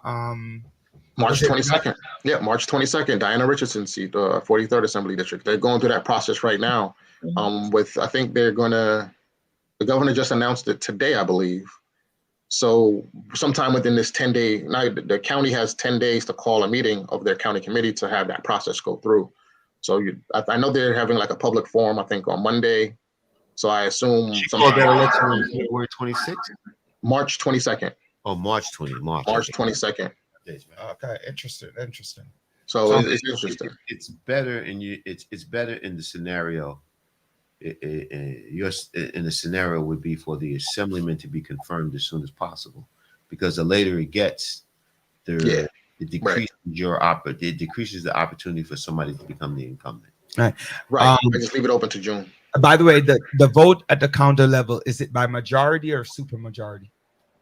Simple majority. Simple majority. Yeah. Oh, 50% plus one.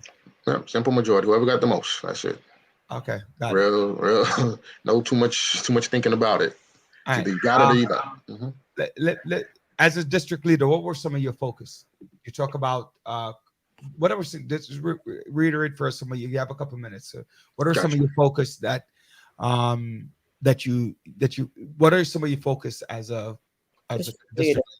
As a district leader, so my two main focuses were jobs. So as district leader, we get to hire poll workers. So just making sure as many of people in our community that wanted to work those jobs got an opportunity to do so. Early voting has really transformed the entire demand for people wanting to be poll workers, because you're able to work. If you work, every single day, you're making almost $3,000 in like a 10-day window. And that's transformative for a lot of people. A lot of our seniors that are on very limited income, they're able to put in the time, get those 10 days, and they only made $3,000, and that could like pay all their bills, get caught up on bills, and really be transformative for them. And especially like in a year like this year where we're having so many different elections, it gives people a lot of opportunities to work and a lot of money. So definitely doing that. I would love to see a pay increase for the poll workers. $15 an hour. It's not even $15 an hour. It's like a flat rate. Honestly, you're getting paid like probably less than minimum wage. So that's definitely something. But also the judicial system. So the district leaders, the county, the party, we play a very instrumental role in helping judges get elected. So over the years that I've been there, we've helped diversify the court system. We've elected so many women, where it used to be very pale, male, and stale environment. We've elected a number of women of color and women from all across. We elected our first Muslim faith justice, Asian justice. We try to really look at it holistically and make the Brooklyn judicial system look like Brooklyn. So that's been definitely my focus. And then obviously just some of our more local issues, advocating for housing reforms. Right now, we're trying to push a cease and desist zone in Brooklyn. So things like that'll help our constituents here just not be bothered so much by what's going on the real estate market a little bit. All right. I have an echo. I don't know, something's going on. All right. So congratulations, by the way. So you are what now? In what year of school? Yeah, I am in school. I'm in my third year law school. Which one? I'm at CUNY School of Law. Okay. So I got one more year to go. I was in a part-time program, but a couple years ago, decided to just dive right in, and it's been a very interesting experience. Have you decided what kind of law you plan to write? You're Jamaican. So you're following one of the 4 rules of being a Jamaican person. Doctor, lawyer, pastor, or teacher. That's it. That's all we got. Mr. Provost, yeah, barrister.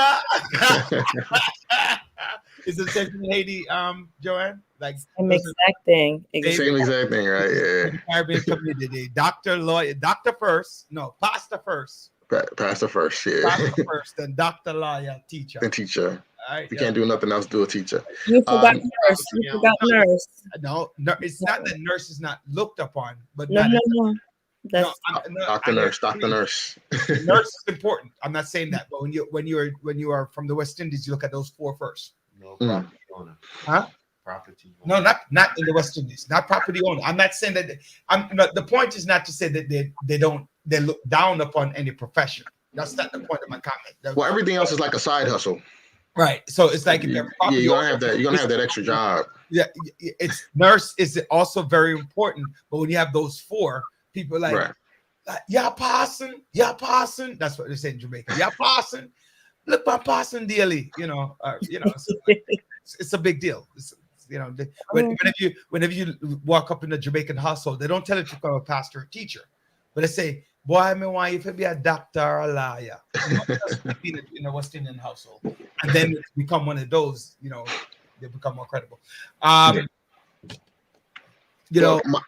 to your question, my focus is really looking at economic development.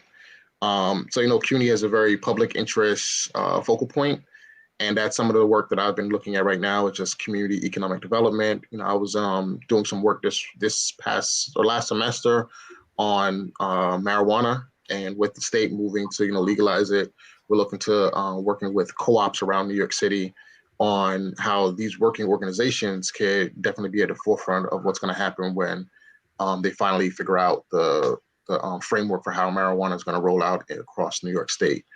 So we were trying to work with community-based working cooperatives to play a big role in that. There's a big push. I think it's like $200 million supposed to be dedicated to Black and Brown and other minorities. So we want to make sure that we're able to get a piece of all of that.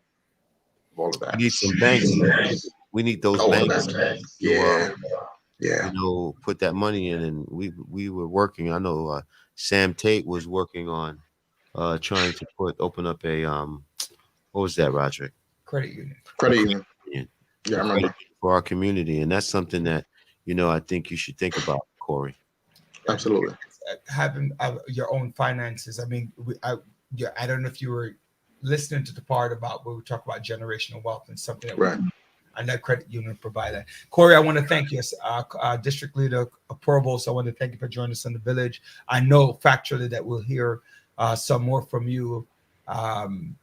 You know, Election gets nearer and nearer. yes. Will you be running for district leader this year? Time will tell. Okay. All right. Perfect. Glad to talk to you, and we'll continue the convo. All right, brother. Thank you. Easy. I'll be in touch with you guys. All right. So great brother. I've known him for Great years, brother, man. Worked with him for a number of years. But that seat's going to be a very hot-bedded seat. So those who are interested in running, please come on the village so we can bring it to our people. So once it's announced, we're going to bring on a few of those candidates. Mm-hmm. What about Black History? Who? Thank you. Big up for Black History. So Black History, Andre, who's doing it? You or Sophia? You? You're gonna take the hat off, right? You're gonna come on stage because you dressed nicely today, right? Nobody not gonna see me. No, you're gonna put on. You're not doing nothing unless you're on camera. Yeah, but they can't see me because the guy is up on the front right there, Reginald Louis. No, put him to the side. Put yourself on screen. What's wrong with you? It's already big. It's already too big. They can't see me. It's okay. You could bring it down. Bring it down. All right. So Reginald Louis, all right, one of the wealthiest. We can't hear you today. Oh, put this on, right? So Reginald Louis was the first African American to build $1 billion company. He was one of the wealthiest in the 1980s. Huh? The company name. Yes, exactly. Yep, TLC Beatrice International. All right, global food company. So he was one of the wealthiest then, and also one of the first to be included on a Forbes list of the richest Americans. Louis was born on the 7th of December, 1942, and passed away on January 19, 1993. Wow, he was 51. Yeah.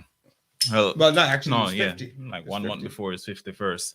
All right, but we talk about wealth a lot on this show, and here's a person who is who's one of the known wealthiest person back in the 80s. All right, so going back to your point, Roderick, right? We build, and of course, oftentimes get slammed down, but we still come back. All right, so kudos to Reginald Louis. Yeah, I'm very disappointed that he died that young. I wonder what look up, see what how he died. It was brain aneurysm. Wow, again with a cigar. I'm very proud of that. To see Ida B. Wells, I think, was our first female Black millionaire, and Madam C.J. Walker. Madam C.J. Walker. That's what I meant. Right. Are we gonna be able to pull that video? The one that with the African, the one I sent you to show. Yo, a little Black history. You saw what happened to Jeff Zucker? Yeah. CNN. He deserved it, man. But why he deserved it? I don't know. CNN has been horrible, man. Ever since Donald Trump lost the White House, their ratings has tanked. So he's not the only popular CEO too. You have the CEO from Peloton who got let go too, because a lot of them have tanked.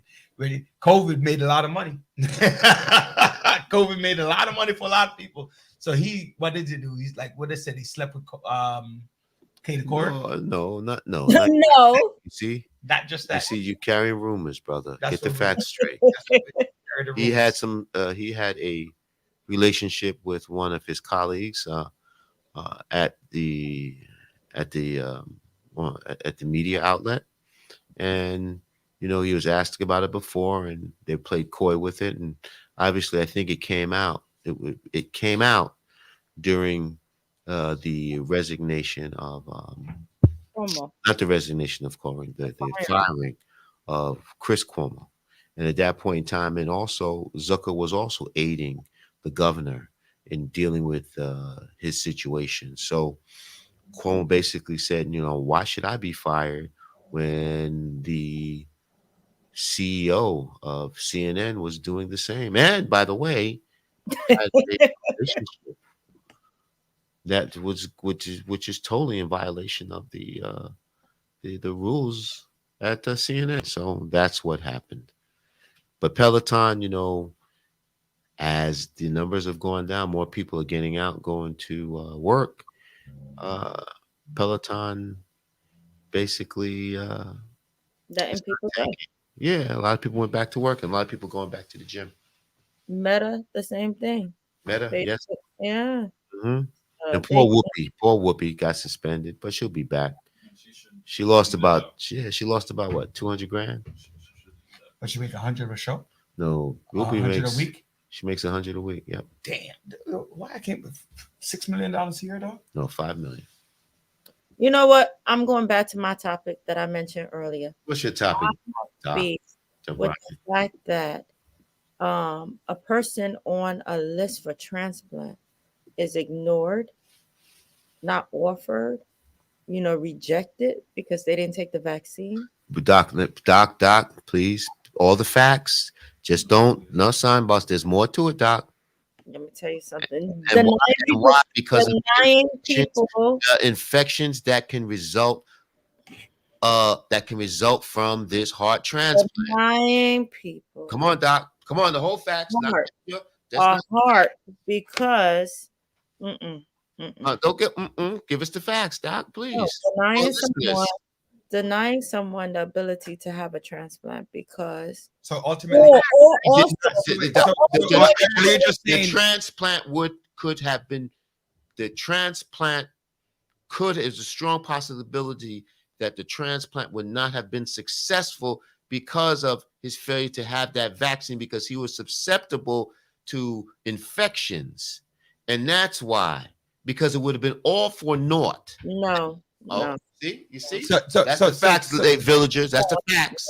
So ultimately, Joanne, your point is you don't care about anything else happened. The only thing you care about was the fact that he was denied because he was not vaccinated. Yes, he was denied. That is a problem, because the thing is, it don't matter why. Doesn't matter. I got you. Okay, it doesn't matter because heart is a whole different. What happened? I'm sorry. Hold on. Andre's asking. What else was it that made them deny him? I don't know. I heard about it. I didn't read it. Maybe you can look it up and Just see. like the parent who was denied access and custody of the children because he was not vaccinated. Come on. That's really different. That's different, my colleagues. That's everything. You guys, you know what I noticed? You guys group, not you, Joanne, you guys, but you guys, general state. Everything has the same value. When it really doesn't. You can't compare oranges and apples, right? You can't compare oranges and apples to make lemonade. No, orange and apples and call them okay because they're both fruits. They're the same thing. No, they're not. Lime and lemon, as close as they are, they're not the same thing. Yeah, we are right. They're not. Right? But so we can't make something because we want to, right? What are we reading? Don't worry about it. Voter. On another subject, the president had 15 boxes that he took out of a new book came out. Which president you talking about? Trump. Former president. Yeah, Yeah, what's wrong with you? Why we even talk about Trump? No, hold on. This is what he did. He took 15 boxes of presidential record to his house. He flushed some papers down the toilet. It came out in a new book, and he called for the swing states, to take away the machines, the voter machines. But I don't want to talk about that. Now, the reason I'm just talking about it is because the real first. I don't want to talk about that. The real first coup of the United States. Oh, so here it is. So tell them about why. So the likelihood. Let me read very quickly, Joanne. Please. Facts. So COVID vaccine and refusal moves Boston patient from heart transplant wait list. Mm-hmm. So news recap. The person's name, DJ Ferguson, a 31-year-old father of two children with a third on the way, was lying near death at a hospital, and woman bring him some hospital in Boston. He was waiting for a transplant, and his failing heart put him on the high-risk eligibility list. But then the hospital removed him from the list because he is not vaccinated against COVID. The likelihood of transplant success is based in part on transplant candidates susceptible to infections and important cause of death after their heart transplant. So a person not to get vaccinated against COVID makes him more susceptible to such infections. That's what they said. You know what? Huh?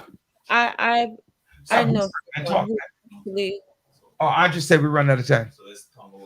So finish So it up. we'll and then run talk that about it. by next week, Doc. I just want the facts to come out. That's all. Thank you, Doc. So, Joanna, I agree with you this one. No, because the thing is, I have a friend who had a heart transplant, and you know what? If it was during that time, it's not fair. Again, take I agree with you. It's years and years and years of waiting, and it's trying. So basically, the only problem is the doctors are playing the numbers, right? So 80%, 90%, your chance of survival if you get COVID is so far gone that they don't want a chance. They give it to somebody who's vaccinated because their percentage is higher, unfortunately. So the they play with Village life. Talk Show. Yes. So unfortunately, That's You I know don't what? know this too is good. But We- the only thing I'm agreeing with is that he didn't get a transplant because he wasn't vaccinated. That I agree I with. do want to give a Did he- shout out did he to get it? Go ahead. Yes. I want to give please. a shout out to and sending love to Horace as you take time to enjoy life. Big up, Horace. Big up. Big up Horace. Yes, please. And come back to the village. Again, happy birthday, Melanie. I hope you enjoyed a whole lot. This weekend is Sophia's birthday. My cousin's birthday. If my mother was alive, she would have been 89 tomorrow. There we go. And February big up, Mrs. Sampson. You were larger than life. You gave us John, so you had to have been larger than life. So bless up, everyone. Thank you so much for listening, watching, viewing, sharing the village on YouTube. With the villagers dedicated to empowering the community to live a healthy, safe, and financially capable life through education, helping each one of us in realizing our dreams at any point, at any age, starting from today. Know that success is not just spoken, it is done. And I want to say bless up to all of our villagers for tuning in, staying tuned, everyone who's there week in, week out, and making sure that we stay Peace out, village. on topic, stay motivated in our conversation. Peace out and God bless. And happy Valentine's Day to everyone before I forget. And happy Valentine's Day to Mrs. Garcia Daly. Your husband loves you. All right, tata. Peace out. Au revoir. Thank you. All right, you playing the music? Where's the